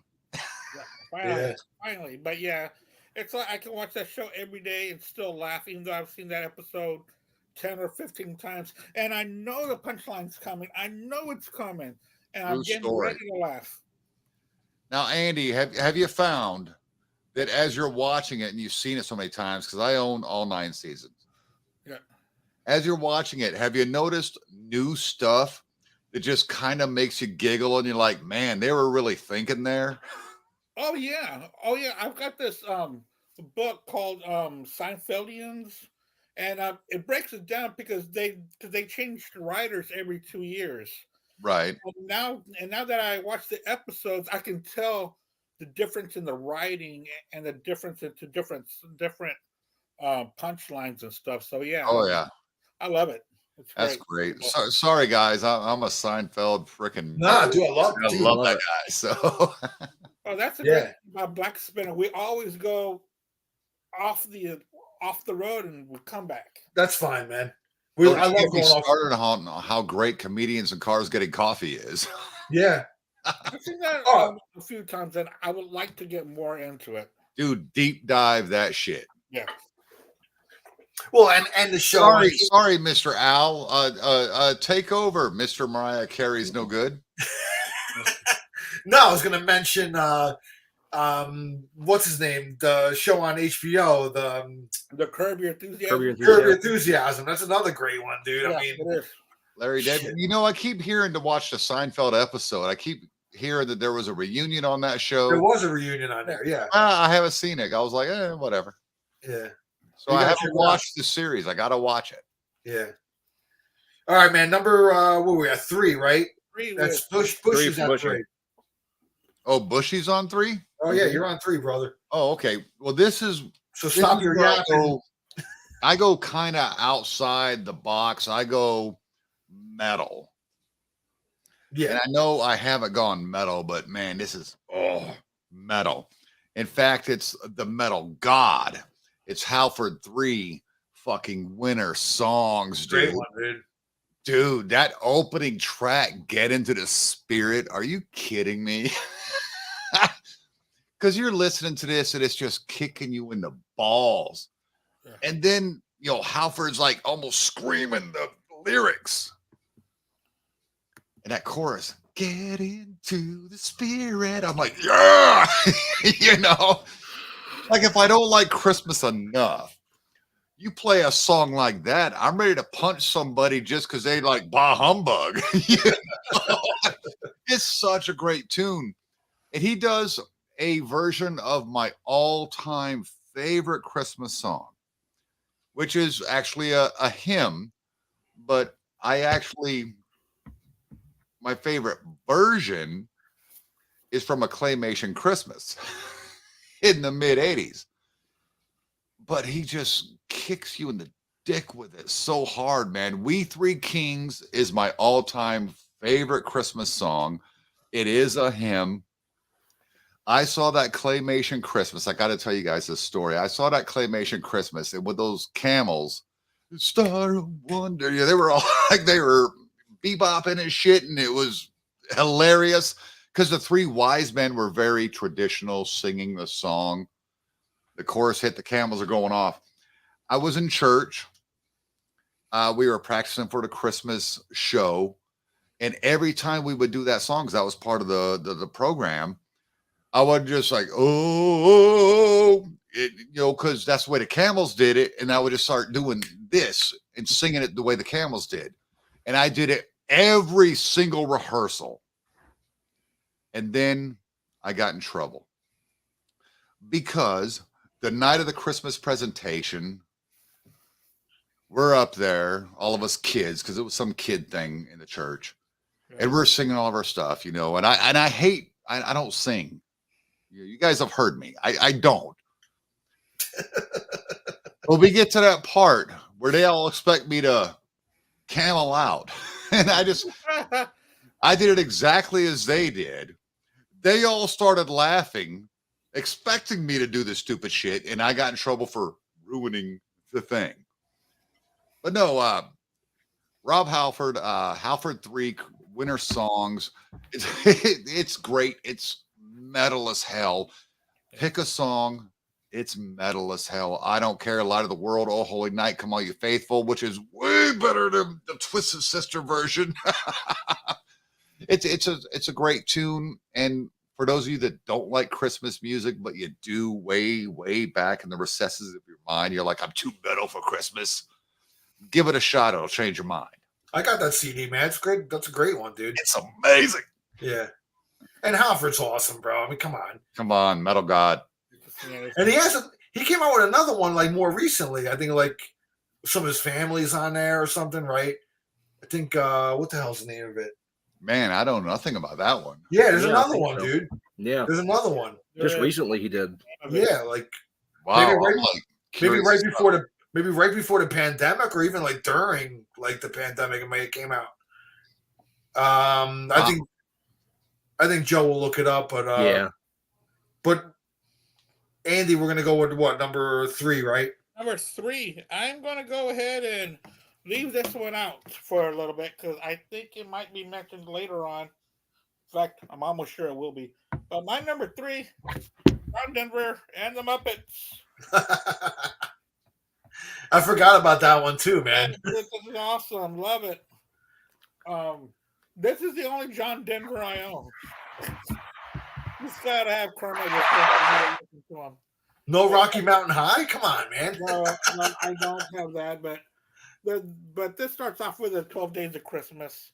You can hear everybody on this track on the 12 Days of Christmas. It's great. Cool. And it's so odd to hear the Muppets now because the voices sound all fucked up. Because this is the classic. It's so bad listening to the Muppets Yeah. now. It's horrible. It's Brian Henson, I love you, but you're not Jim. Yeah. one ever Yeah, since they fired Steve Whitmire, Kermit sounds so bad. Oh, so bad. So that's the great one with Jim Henson and Frank Oz and the Muppets with John Denver as my number 3. Joe, did you figure out that Halford album? Yeah, it's called Celestial. Celestial, that's it. Yeah. And that's another like holiday, I guess Christmas or seasonal kind of album that he came out. You might, I don't know, man. I didn't never heard that one, so I don't know if it's in the same vein as Winter Songs, but It's billed as Rob Halford with family and friends or something yeah. like that. I wonder if you want like a little more traditional. I don't know. Who knows, man? I don't know. I have to check it out. I have to stream it. I never heard it, so anyway, my number 3.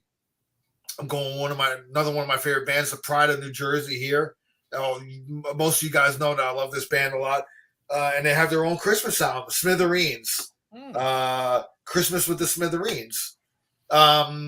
Great rocking album, dude. If you like, much like Cheap Trick, dude. You know, I kind of, for me, Cheap Trick and Smithereens kind of have a similar trajectory. I've seen them both on the same bill actually, which is great, dude. I mean, it was a great show. It was those two bands plus like Parliament Funkadelic, the Fab Four was on there. So it was like, Man, I'm losing my mind over Parliament Funkadelic, dude. Yeah, they were on the bill, man. Los Lobos was on there, and I mean, when you hear Los Lobos, everybody thinks about La Bamba, but they're an amazing band as well. Actually, they're really good, man. You know. By the way, Scribble, that's a great fucking song, dude. And that is Gayla Peavy. Scribble. Gayla. Okay, then. So anyway, the Smithereens album. So they have a whole Christmas sound. They do Santa Bring My Baby Back to Me, Merry Christmas Baby, Rocking Around the Christmas Tree, Christmas Time All Over the World. I mean, they do traditional. They do some even that they wrote themselves. So if you never heard it, it's great to throw on at Christmas time, stream it, whatever. But if you like rocking Christmas, man, they're really good. I mean, they're not heavy metal. They're just good straight up rock and roll, dude. So that's gonna be my number 3. I love that album a lot too, and I have the CD of that as well, and I don't have it with me. But now we get to number 2, Joseph. Alrighty. So I'm going to be leaving everyone in anticipation for a few minutes about what my number 1 is, because this is my number 2. Yeah, there you go. What a freaking album! I mean, one of the greatest moments of my life was in 2021, getting to see them do this entire album live. Wow. Yep. I mean,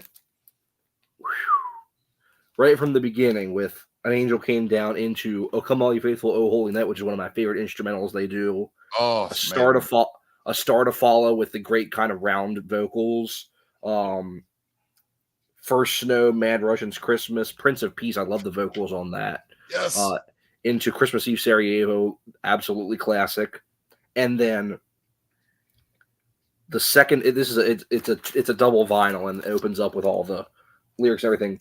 The second disc is what really hits home for me. It starts out with Good King Joy, great interpolation of Joy to the World with a kind of a bluesier number. Yeah. And then the sort of mini part of the story that is Ornament, First Noel, Old City Bar, Promises to Keep, and my absolutely favorite track on this album, This Christmas Day. Oh, What man. You're right. freaking On this Christmas Day. and the past couple of years getting to see Russell Allen sing that song, he absolutely knocks it out of the park. Anyone who knows Symphony X or Adrenaline Mob, He's phenomenal, man. absolutely amazing singer, and he hits that one out of the park. And then, of course, closing up with An Angel Returned and 2 little instrumentals at the end, but just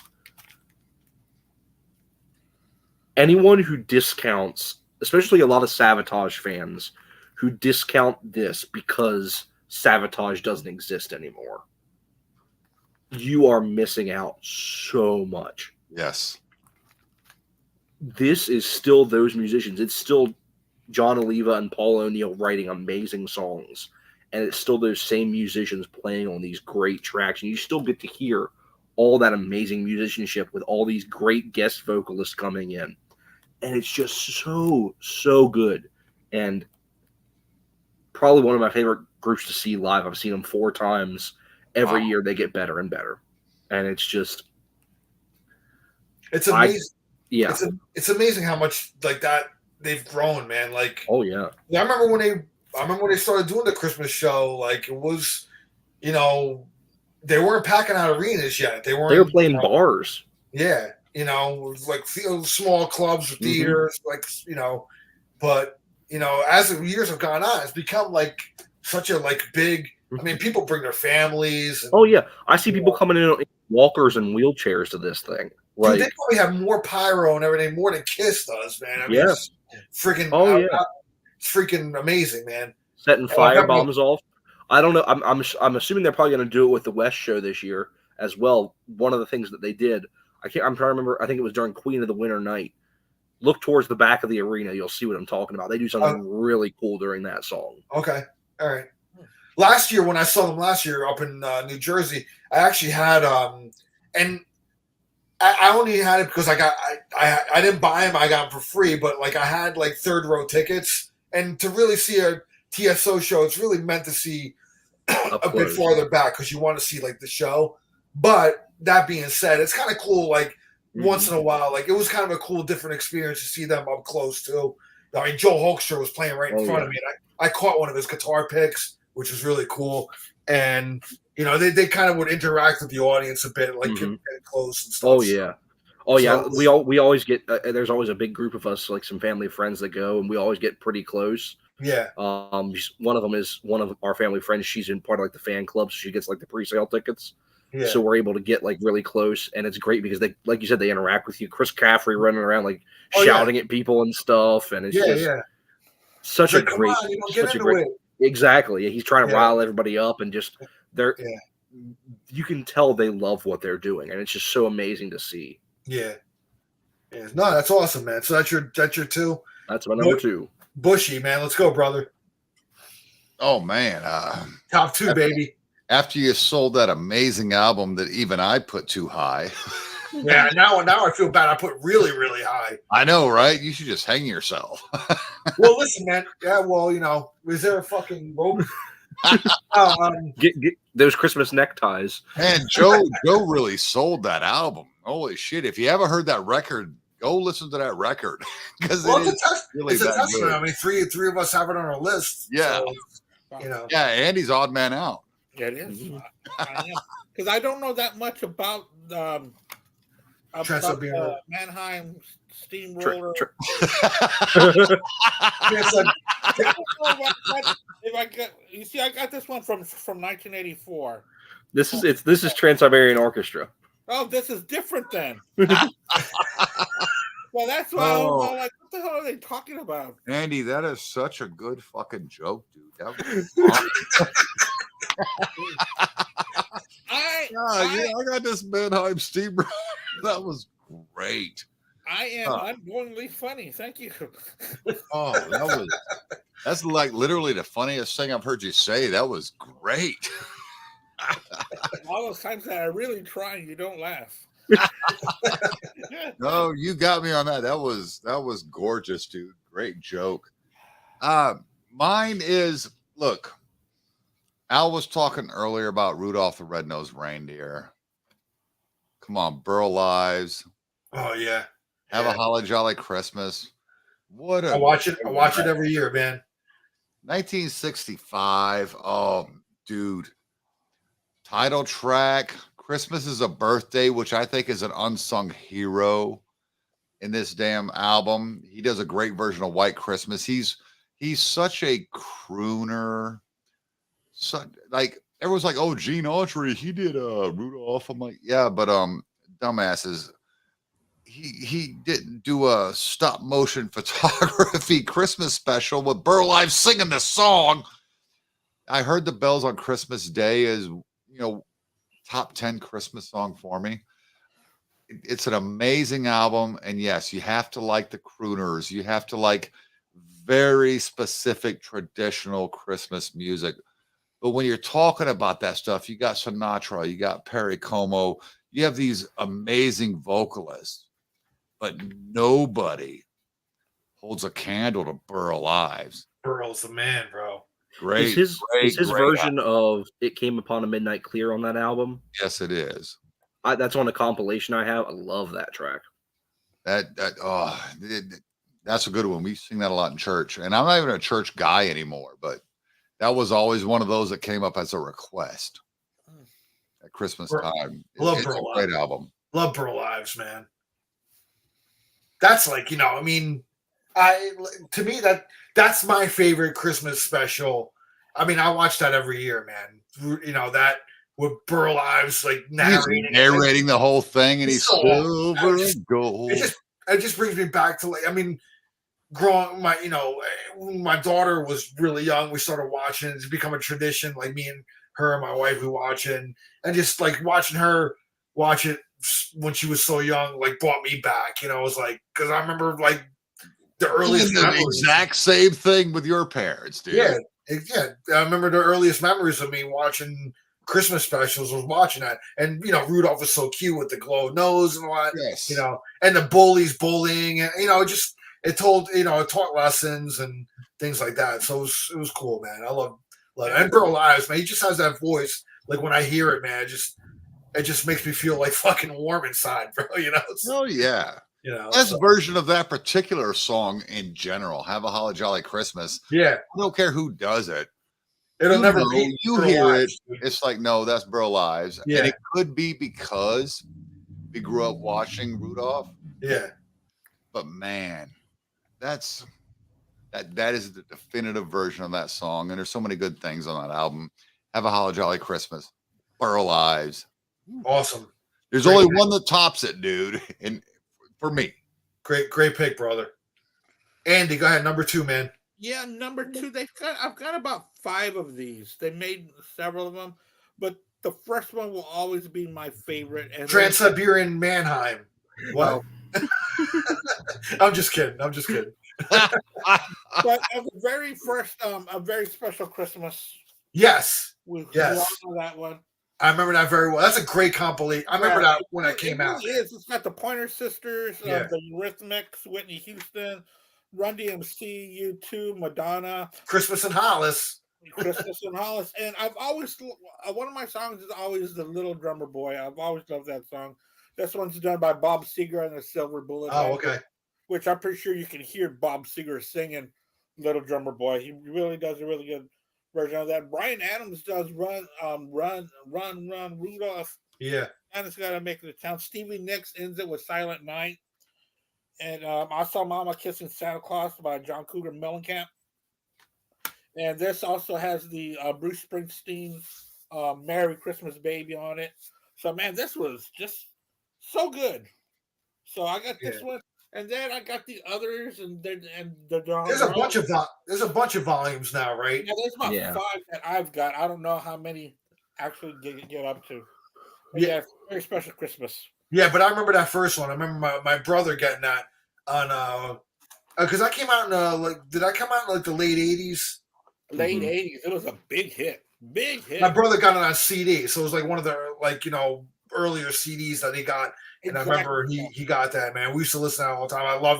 I loved that compilation. And that actually made my my honorable. I was gonna put that in my honorable mentions, but I'm glad you brought that up because I was actually toying with putting that in my top 10, but I didn't, but I'm glad you got that in there, man. So that's cool then. So my number 2, I'm going full on metal with this one. It's another compilation, and it's called "We Wish You a Metal Christmas and a Headbanging New Year." Oh wow. Yeah, so this has got, and I'm going to run down the track list on here. It's got the who's who of hard rock and metal, man. I mean, like, just it's really. So let's go here. We got speaking of Jeff Scott Soto, "We Wish You a Merry Christmas." He's like the first track in here with Bruce Kulick, Bob Kulick, a bunch of people. "Run Rudolph Run" by Lemmy. I love that version of that Lemmy sings. "Run Rudolph Run." It's just perfect. It's him and Billy Gibbons, actually, and Dave Grohl. So it's a trio. Oh wow. "Santa Claus is Coming to Town" by Alice Cooper. "God Rest Ye Gentlemen" by Ronnie James Dio. "Silver Bells" by Jeff Tate. "Little Drummer Boy" by Doug Pinnick, George Lynch, Billy Sheehan. "Santa Claus is Back in Town," Tim Ripper Owens, Steve Morse. "Silent Night," Chuck Billy from Testament, Scott Ian. Hey, I don't mean to interrupt you. What album is this? "We Wish You a Metal Christmas and a Headbanging New Year." Wish You a Metal Christmas. You know what? I'm looking through my Christmas folder. Yeah. And it's "We Wish You a Metal Xmas," right? Yeah, "We Wish You a Metal Xmas." Yes. Yeah. Yeah. Dude, I got that bitch. That's a badass album. Yeah, it's a great compilation. So Deck the Halls, Oni Logan, "Grandma Got Ran Over by Reindeer" by Stephen Pearcy of Rat, "Rocking Around a Christmas Tree" by Joe Lynn Turner. Wow. And then Tommy Shaw does "Happy Christmas, War is Over." And then the cool thing is I got this CD from WSOU, which is, I've talked about this station before. It's a college radio station, Seton Hall, in South Orange, New Jersey. And when I got the CD from them, I opened it up, and it has like all the who's on the CD there. And if you notice, like, some of these guys have autographs on here. It's actually autographed. Look at like Ronnie James Dio right here. He autographed it. Oh wow. Yeah. So it's got Chuck Billy's autograph, Ronnie James Dio's autograph, Craig Goldie, who's in Dio's band, Bob and Bruce Kulick, Oni Logan, Tim Ripper Owens signed it, Rudy Sarzo, Jeff Tate, Simon Wright, and Billy Sheehan. So it's got like all badass because it's got all their autographs in here, man. I'm like, all I have is a digital copy. You got a CD? I got a CD, man. I love. This is one of my. I mean, when I go full on metal on Christmas, this is one of my favorites. And that's a good one, dude. I like I said, I own that album digitally. Yeah. The one thing, and he doesn't have a full on Christmas album, but if he did, I would have put it on here. But I would have put King Diamond, "No Presents for Christmas." Oh, come on. I wish you would do a whole Christmas album. I mean, that'd be amazing. Come on, King Diamond, let's go, man. Full on Christmas album. Let's go. He won't even put out a full regular album. I know. What is that song? Typo Negative. Red Water. Christmas Morn, not MORN. Like, yeah, but MOURN. MOURN. Dude, it's such a good song. Like, if you could have blended King Diamond and Typo Negative at that time, yeah, how nasty would that have been? I mean, there would be no Christmas anymore because we'd all killed ourselves. No presents for Christmas, man. You got no the presents cover for of that. Christmas. The cover of that. With Negative. Rudolph. They're talking about, where once sat 12, only 7 are here or some shit like that. It's the most depressing song in the world, and I love it. Like if we were doing like top 10 Christmas songs, And Red that would- Weather Christmas Morn would be up there. Yeah. All right, man. So So funny. as Andy would do, number one, Yes. my partner over there. So I'm gonna go with Joe. You're number one, brother. Alrighty. So this album to me is an absolute masterpiece. It's one of my favorite albums of all time. And this is the one I was talking about earlier when Andy was talking about like instrumentals and arrangements and stuff. I think this is one of the best arranged albums of all time. And it's by someone who's known to be an amazing arranger of music. And his sister is one of the greatest singers God ever put on this earth. And she was taken away from us way too soon. And that is the Carpenters' Christmas Portrait. Wow. What a freaking album. I mean, from start to finish, this album to me is like an experience to listen to because a lot of the tracks like bleed into each other because the arrangements kind of flow from song to song. So you just sit down and you just put this album on and it's just amazing. I mean, it starts off with a little acapella O Come Emmanuel into this like 7-minute long instrumental overture of all these great Christmas songs blending together. It's so cool. Their version of Sleigh Ride is amazing. Karen Carpenter singing the Chestnuts Roasting on an Open Fire is just so beautiful. Silent Night, Jingle Bells, The First Snowfall into Let It Snow. Merry Christmas, Darling is one of my absolute favorite songs ever written, and I think it is so beautiful. And Karen Carpenter is just her voice probably in my top 10 vocalist of all time, male or This is female. a beautiful voice, great voice, man. And then you leading through the last couple of tracks, Christ is Born, into a beautiful rendition of Ave Maria to close out the album. Really? I gotta check that. Beautiful. I love Ave Maria. The one thing I'll say, if you can't find it on vinyl, you have to be very careful about how you buy it on CD. If you buy this album on CD, they messed it up, and I hate them for it. In like the late 80s, I think they released a special edition where they cut like half this album out and put a bunch of tracks in from their second Christmas album, which is okay, but it's not nearly as good. So now the only way to get the original full album on CD is if you get this. It's called the Christmas Collection, and it has both of their Christmas albums on it. It's a 2-disc set. Okay. So it has both of the albums, and it has In their entirety? Yes, and it has the full original version of Christmas Portrait on it, and that's the only way to listen to the album to me. You have to listen to the original version, the original vinyl version. And it's actually not bad to get on CD. It's only like $10 on CD. Cool. It's a really, really great investment. My absolute favorite Christmas album of all time. That's awesome. At my wedding, the choir sang Ave Maria before the end of our marriage, before the end of our wedding. Ugh. But I was Was that a Freudian slip? I had to turn my mic on. I was like, wait, what? at the end of the ceremony. But it's her brother that did all that arrangements, right? Yes. Oh, Like, yes. for everything. Oh, yeah. He Did all that. He did all the like the conducting and the arranging, and he played a lot of the piano and stuff. And what an ear for arrangement. I mean, you listen to even any of their non-Christmas songs, you listen to some of their great, like They Long to Be Close to You and like Rainy Days and Mondays and all that stuff.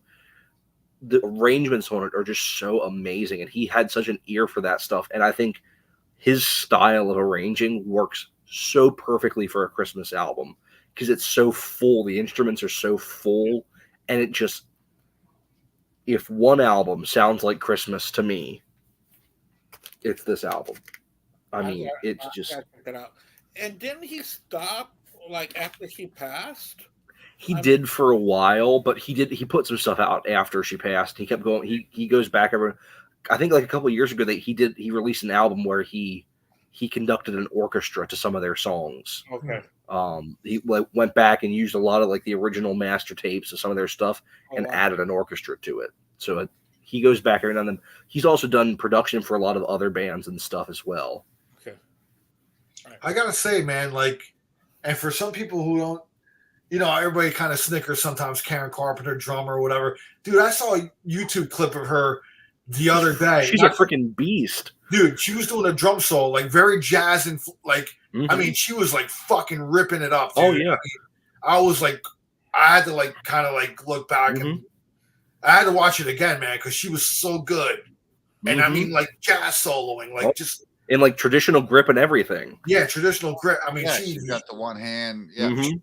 She was I the- think I watched that same video, Al, like 3 months ago. It popped up, like yeah, random. that's I was like like, about 3 months ago. Yeah, yeah, I was like, Karen fucking Carpenter, what? drum solo, like Yeah. I was like, holy Yeah, dude. they killed it. Yeah, I It was was like, like a wow, tom, man. a hi hat, a bass, and a snare. Yeah. Like the most like simple drum set you've ever seen, and she just absolutely rips it. Yep. Like Buddy Rich was like he was a curmudgeon, and everybody was pretty much beneath him. But I think even he would have to give it up to her, bro. If he saw her do that or whatever, and I'm sure he probably did back in the Mhm. day. But I mean, come on, man, she was like just incredible, dude. I was like, Yeah. wow, It was, And, it and was to, stupid. to have that voice and those drum skills is yeah, insane. yeah, Like to just have one of those is crazy, but to have both of them and yeah. that people don't know her to be able to play the drums like that. It's funny. It's funny that you picked the Carpenters because I just happen to have this album out. It's this album here, and it opens up like But Mhm. I'm just gonna go into a little thing with this. Just getting off topic a little bit. This was my wife's aunt's when she passed away. We got to go to her house and we got to take a few things. She wanted her family to have, and knowing that I was a vinyl collector and music lover, like I got all her vinyl. So this was one of the things that in her collection. And it's funny when I opened it up, there's actually a program in here from a concert that they did in 1972, 1973, something like that. Oh, that's the Yeah. program. Yeah, so this is like a concert program, right? And then when you then inside there was the Garden State Arts Center, which is the PNC Bank Arts Center. Wow. And this is like a program from that they would probably just hand out to patrons from like 1973, dude. Mhm. So it's got like the directory, and then it's got like another little thing here, like the Carpenters and whatever, Skies and Henderson that I guess maybe opened up for them. And I was like, dude, this is like such a time capsule right here, And she like wrote down in here like her aunt wrote down here like 1973. Nancy Ayers, that's her name and stuff. So I was like, wow, dude, this is really cool, like to open an album up and find like this stuff in here, It's got like the fan club, Carpenter's fan club thing in here.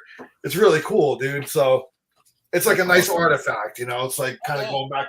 That's pretty badass, and I am not a that really Carpenters fan. That is Yeah. It is badass, and I have that album. I don't have all the goodies. Yeah. Oh, that was just she just happened to stick it in the album and probably was in there since like the mid 70s, So Cool. she did that. She had another album by Brenda Lee. She had a bunch of Brenda Lee albums, and in one of the albums, Brenda Lee actually wrote back to her, like she joined her fan club, and Brenda is a handwritten letter by Brenda Lee to my wife's aunt, dude. So I have a handwritten letter, like That I is guess badass. I guess she wrote to her like for a fan club, and she wrote back to her. So it's really cool. It's like kind of cool shit. Like I found like these albums. Like when you buy a used album, sometimes you find like kind of something cool in there, So, Yeah. anyway, And I got that- a little. is that the greatest hits album, Andy? Yeah, this is that. That is another one of my all-time favorite albums. Yeah. That Yeah. particular greatest hits album. And like Al was saying, this one actually did have the little book that comes with it as well, with all the lyrics Wow. inside of it. Yeah, nice. Yeah. I think I paid $1 for this. Yeah, it's her voice. Man. How can you go wrong with that, man? Yeah, dude, Yeah. how can people just not want it anymore? Yeah. That's, Well, their losses are gain, bro. yeah. All right, number one, Bushy, man. I know we're getting late here. Oh, number one. This is my all-time favorite Christmas album. I cannot sell it nearly as well as Joe just sold that Carpenter's Christmas album. But this is the greatest thing ever. There's only one song that I do not like, but it's because I do not like that song. 12 Days of Christmas. I've never liked it. I don't like cute, artsy, fartsy, stupid songs. And I know that contradicts my love of The Cure. Okay, I'm okay with that. But 12 Days of Christmas, it's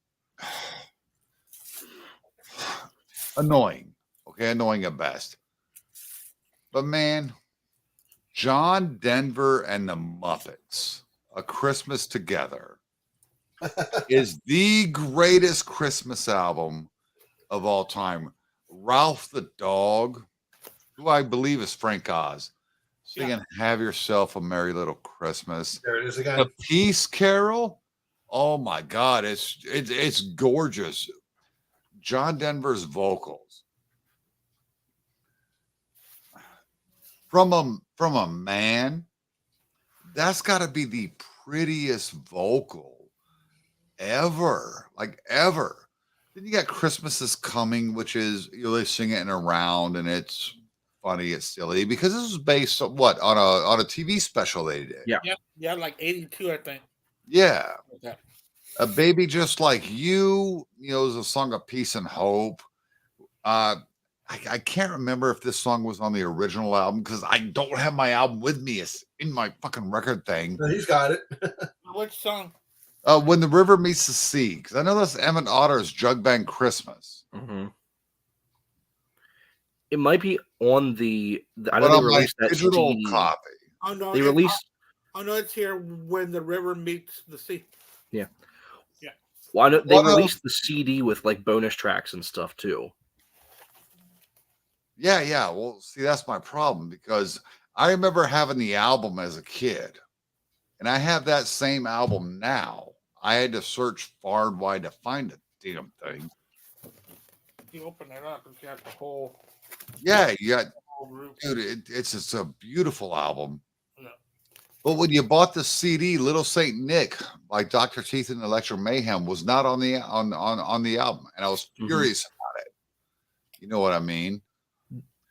But there's so many great songs, and it has what is my favorite, absolute favorite version of Silent Night. Mhm. You know, where they sing it in German, Mm-hmm. and then John Denver comes on and he tells the entire story about how that song even came to fruition. And then they close out with, you know, all the Muppet singers who, I'm sorry, credit where credit's due, an amazing group of vocalists. Oh, big time. You know, the greatest recorded version of Silent Night ever. A very fun album because you have the goofy Muppet stuff because we all grew up on the Muppet Show. Yeah. And John Denver's gorgeous voice. One of my favorite voices of all time, but I can never talk about him because he's not rock, he's not metal, he's folk, he's in the mountains of Colorado, whatever, eating granola, strapping on Uggs or something. I don't know. Or crashing into mountains. I don't know. But one of the most beautiful male voices I've ever heard. So soothing. Conveying so much emotion. Dude, this, I'm sorry. John Denver and the Muppets. I know it's silly as fuck. But it is my all-time favorite Christmas album. That's passionate right there, bro. Yeah. Dude, I love this record. Well, And and it had to be Joe. I mean, Joe, man, he sold the Carpenters. well, I'm trying to give you a sock puppet. the thing that you mentioned, Bushy, about I had that CD when I first got that album. I had the CD, and not only did it cut 3 of the best songs on the album. It cut "Have Yourself a Merry Little Christmas." Yes. It cut "When the River Meets the Sea," and it cut Yes. "Little Saint Nick." Yes. And then they finally, a couple years later, put out the full album on CD. I got that one too. So now I That's have two awesome. copies, one with the full album, one without the full album. But I absolutely agree. It's an amazing album. It's so much fun because you got your stupid shit. You know, you need that. Come on, we all grew up, all of us. Well, how old are you, Joe? 24. 24. Okay, you didn't. We grew up. I gotta give it up to Joe though, man, because Joe loves a lot of great stuff, man. I mean, He does, he's but an old- he didn't got an grow old up soul, with it. man. He discovered it, which is awesome. Well, no, I did grow up with. Were you saying the Muppet Show and stuff? No, I was going to go into some stupid songs, you know, like the Italian Donkey Christmas song. Oh, I knew all that stuff growing up. Mm-hmm. That's amazing. What were your parents like? 38? Yeah. Wow. That's so awesome. But I think of all these stupid Christmas songs, and Joe, you're an exception, dude. I'm sorry. Yeah. Young people don't know the fun of those stupid Christmas songs. Yeah. Mm-hmm. Like the Italian donkey song, Dominic. Was it Dominic Dominic? Donkey. Oh, yeah. Yeah. Or All so over Christmas is my two front teeth. You know, I'm- all these. I'm getting nothing I'm for getting nothing Christmas. for Christmas, yes. All these great stupid Christmas songs that are only on compilations. I have a couple of them. Greatest thing ever. Snoopy's great, Christmas. You rule for 24. Oh 24. my God, he hasn't even had sex yet. Oh, come on now. Merry Christmas, everybody. All right, so your number one's John Denver. Yeah, and the Muppets, A Christmas Together. Yes. All right, Andy. Yeah, you all mentioned this one here, the Charlie Brown Christmas Trio. We've all mentioned it. It's not my number one though. Damn, Andy hit with 2 tonight. 2. This is my number one. It is the Charlie Brown Christmas, the whole show. It's the whole dialogue. It's a whole episode of on an album. Yeah, it's on album, and it's awesome. You know, That's you hear, great. you hear Snoopy boo when they introduce Charlie as the Dark Character. Boo!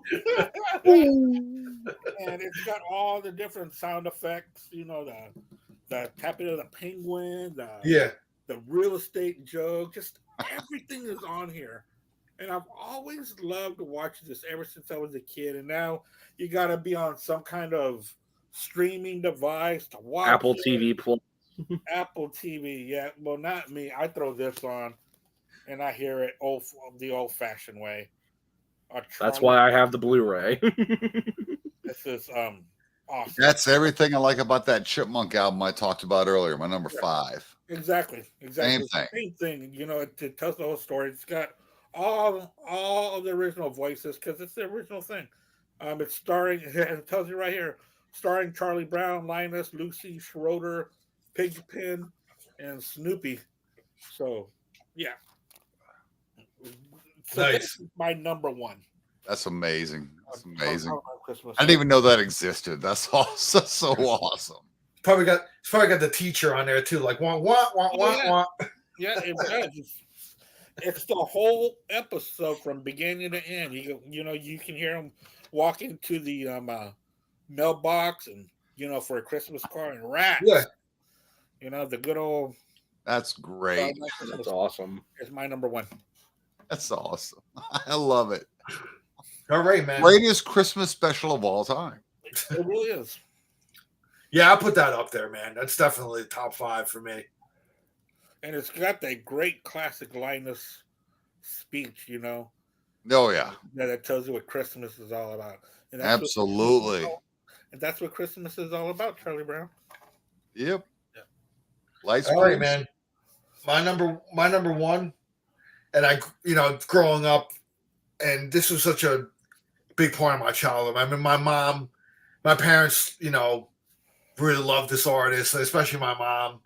What woman didn't really love this artist? And I mean, what can I say? He's had a bunch of different kind of versions of Christmas album. We touched on him before, but and I got a couple of them. It's Elvis Christmas. I mean, just Elvis singing Christmas to me it brings me back to my youth growing up. So I have a couple different ones. I mean, I got that one. I got this one we talked about with the mountain behind them. And then this is like the kind of the latest one. It's a Walmart one, Merry Christmas Baby. But I'm ultimately the compilation that I'm going with, the album that I'm going with by him is actually one that I have on CD here. It's in a long kind of box here. This came out and this compiled every single Christmas song that he did. Oh wow! On one package. On one CD. What? Yeah, and the cool thing is that when you open this up, it becomes Graceland. Dude, that's cool. nice. That is awesome. Like Graceland in wintertime, man. So it's like, so it's a pop-up. And then on the side here, the CD comes out here. This where the CD's at, That's like the coolest fucking thing ever, dude. Yeah, dude, I had to like bust this one out, man. But it's got like every one of his. It's even got like unreleased alternate takes of like ones that he did. So really combined like all the stuff that's been released over the years. So if you want like one complete package, I mean, this is kind of the one to get. It's If Every Day Was Like Christmas. I love that song. Dude, That's my favorite of his Christmas songs. I love that song. Man, No one ever yeah, talks about that one. good. And just growing up, man, I mean, growing up, my parents had the old albums, which I had here, and but then like I actually what it was is I bought my mom this for Christmas, and then she recent years she's given it back to me and stuff. She's like, you have it now. You love music. I mean, my mom's 81 now, so it's like kind of whatever I play around the house, like she likes it and stuff. So, but I love the fact I never get rid of this, man, with the pop up Graceland. It's just so cool. That's so awesome. So that's my number one, man. And I want to thank you guys for coming on, man. I appreciate it. Joseph, you got anything to plug? Do we want to do our honorable mentions? Oh, I'm sorry. Yeah. What am I doing, man? Yeah. We're supposed to do like 5 honorable mentions. If you have 5, if you don't have 5, doesn't matter. We'll go around real quick. Joe, you can go through all of them and then we'll go around. Sounds good. So this is the other Ray Conniff Christmas album, We Wish You a Merry Christmas. Has my favorite version of Nate's least favorite Christmas song on it. They do a great version of 12 Days of Christmas on here. Ring Christmas Bells. They do a great medley of Let It Snow and Count Your Blessings. Just a great, great album. Second only to Christmas with Conniff as my favorite Ray Conniff Christmas album. I got Kenny and Dolly Once Upon a Christmas. I have that on vinyl. Oh, that's cool. Great medley of Winter Wonderland and Sleigh Ride. I'll Be Home with Bells on. Christmas to Remember. Hard Candy Christmas. Just a bunch of great tracks on there. When I was a kid, I thought they were husband and wife. Well, yeah, between that and Islands in the Stream, you would think. And they did a Christmas special together or something, right? Yeah, Christmas to Remember, I think. Yeah. A more recent one, Carrie Underwood, My Gift. I think it's a beautiful, beautiful album. It has a lot of like really traditional carols on it, but I think her voice is just absolutely amazing. And it's a really, really good Christmas album.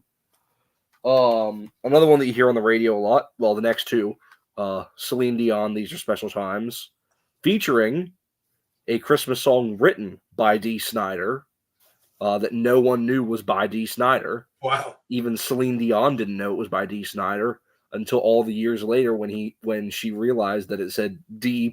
Snider next to the track. And now he and his wife call their house the house that Celine built because of all the money that he got from that one song. I can only imagine, man. How many times platinum this album went, all the money he got from that one song.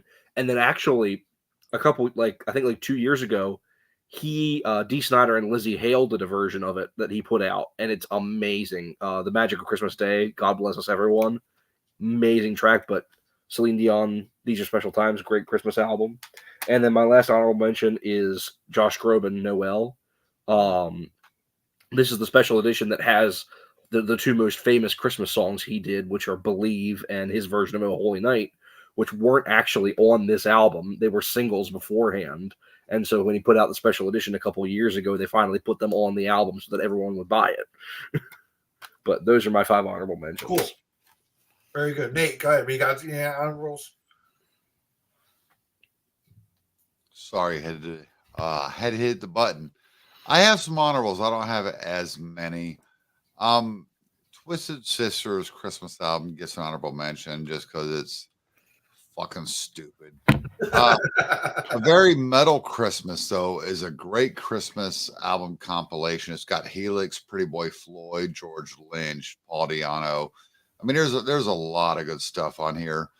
You know, typical older rock stars rocking up, Christmas songs. You got the Let Me Kill Mr. Shit and all that. Yeah. Just can't get enough. I got to tell you about this album. This album is a compilation album that was released. I only found it in Germany as a young kid. It's got all kinds of crazy bands on it. The Pogues, Squeeze, Los Lobos. Oh, wow. But it's also got from the Christmas special, Bing Crosby and David Bowie, Peace on Earth. Oh, wow, they stuck that in there. Yeah, they stuck that in there. It's Boom, boom. yeah, it's a great album. Little Drummer Boy, Peace on Earth. It's fun. It's very obscure. It's hard to find, but yeah, that's a favorite of mine. Cool. Awesome. Andy. This Christmas CD stays in my wife's car. She plays it every Christmas. It's the Michael Bublé Christmas. It's very good. I hate that album. You hate it? Oh my god, I love I it. hate his voice. I hate his I'm voice. not a big fan of his either, to be honest, but that's fine. It's a really good album. And the Mariah Carey one that I like as well. Also, Yes. a little bit old school or very old school, Johnny Mathis. Merry That's a good one. Johnny Mathis. And also, this is a compilation from back in the day. It's called A Gift of Christmas. I don't know if y'all are familiar with this one, but this one has Malia Jackson on it, Barbara Streisand. It also has I thought it had Robert Goulet is on here and Tony Bennett.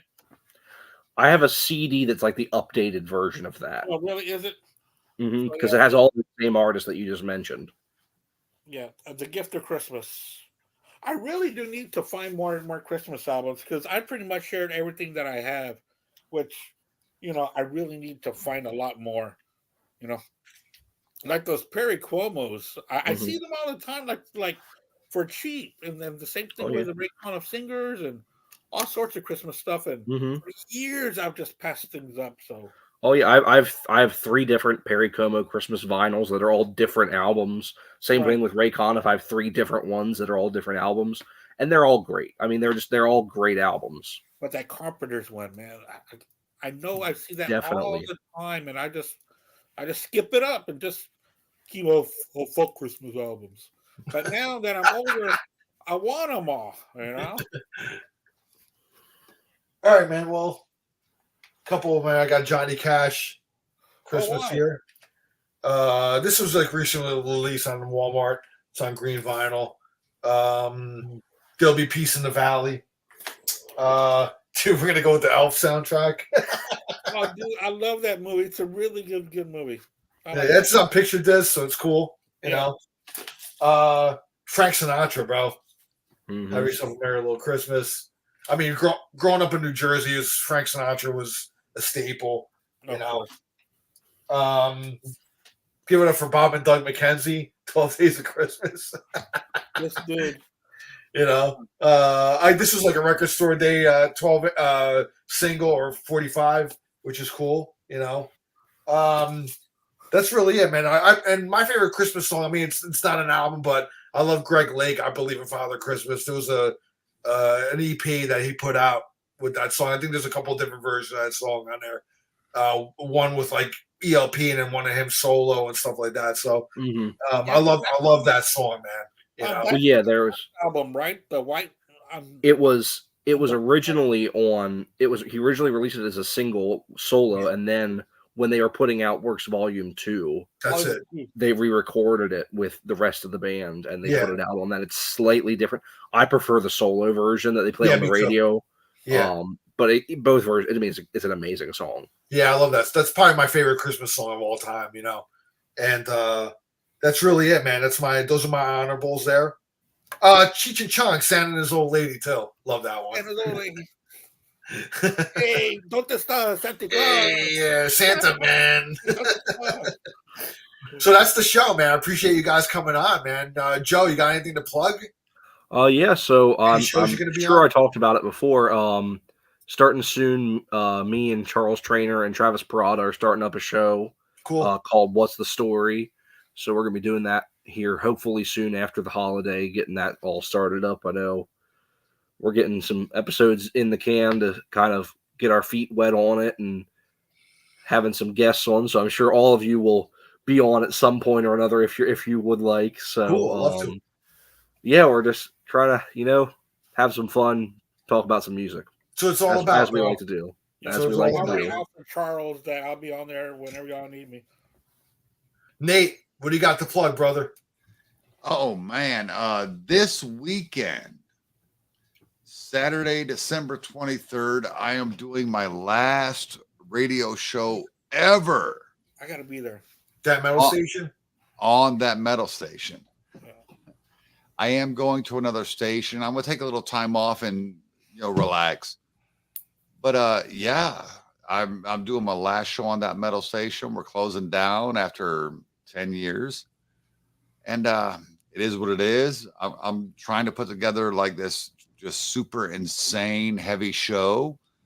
And then I got people like Mark Taylor messaging me, I want to hear some Nelson. And I'm like, fuck, I want to go out with a bang.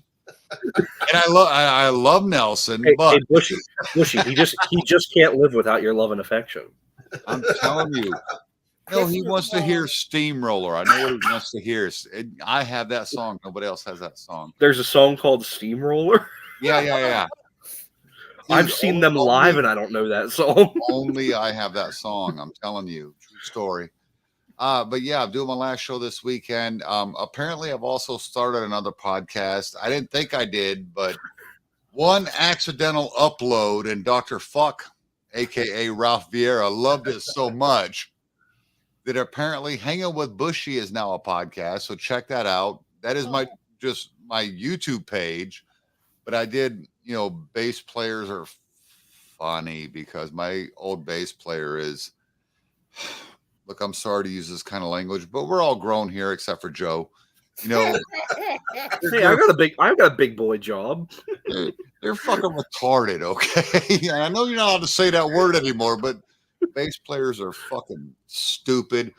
So I accidentally, drunkenly uploaded this to my Hanging with Bushy page, which has a whole bunch of different stupid stuff on there instead of the Plug podcast page. And then Charles Trainer's getting a hold of me saying, I want to be on Hanging with Bushy. I'm like, oh, well, fuck. I guess this is a podcast now. So check out the Hanging with Bushy page because apparently this is now a podcast. Probably having people on to talk about whatever. Most great things start out as accidents, bro. Oh, this one did. And I'm finally up at a whole 100 viewers. So thanks, guys. All right, man. Andy, what do we got going on next week? Oh, next week. Our year-end show? Our year-end show here on Black Spinner Circle. It's going to be the best of 20, the best 10, the top 10 albums of 2023 plus honorable mentions. Also, our first episode should be coming out soon on all podcasts available with 3 Shots Down with me, Jerry Soupy, and Kate Doré. We're going to be working on a second episode this week. First episode is going to be about the tragic life of Brad Delp, and next week we're working on Sid Barrett. Wow. So that'll be coming out soon. Also, Al and I, this is our show now, where we're both each other's co-hosts. Next week we're doing the best of 2023. After that, we are doing a vinyl battle between Motley Crue, Shout at the Devil versus Rat, Out of the Cellar. We got Metal Mike on that. I just spoke to him today. He'll be on that with us. So, and then co-host. Yeah. And then, of course, Al's got a list of his ideas. I got a list of my ideas. and I think we're going to be going strong into 2024. We're thinking of adding the show into more outlets as Nice. well. So we got a lot of stuff that we can be grateful for. I was thinking of changing the name of the Black Spinner Circle podcast, but I like it. I might go ahead and keep it. Yeah. I feel you, dude. I have the plug, and Metal Mike wants to change that name so bad, and we're actually working towards it because it's a name I can get down with because it's part of. Yeah, Yeah, but I'm so. The plug's been around for a while. I've had a lot of shitty co-hosts, and then I got Metal Mike. You know, and Metal then Mike's a cool dude, yeah. man. Yeah, Metal he Mike really is. rules. I just think that Black Spinner Circle has a nice following. yeah. Yeah, dude. Last couple of Yeah. years. So I'm just gonna work on Al and keep that. I wanted to find a title of the show that can incorporate both of our names in it, but really Black Spinner Circle. That's fine, dude. Everything. Yeah. It really does. We So- might have crossover shows where like Be Cool every podcast out. Yeah. You know, Andy might come on there. Whatever. It's gonna be us co-hosting Yeah, with each yeah. other, man. We're a team now, so I'm glad you guys are along for the ride. Yeah. Hell yeah. So much. Hey, we can't all be the Freeform Rock podcast. Nah, man. Damn. Love you, Mark. Love you. That's one of a kind, bro. That's one of a kind.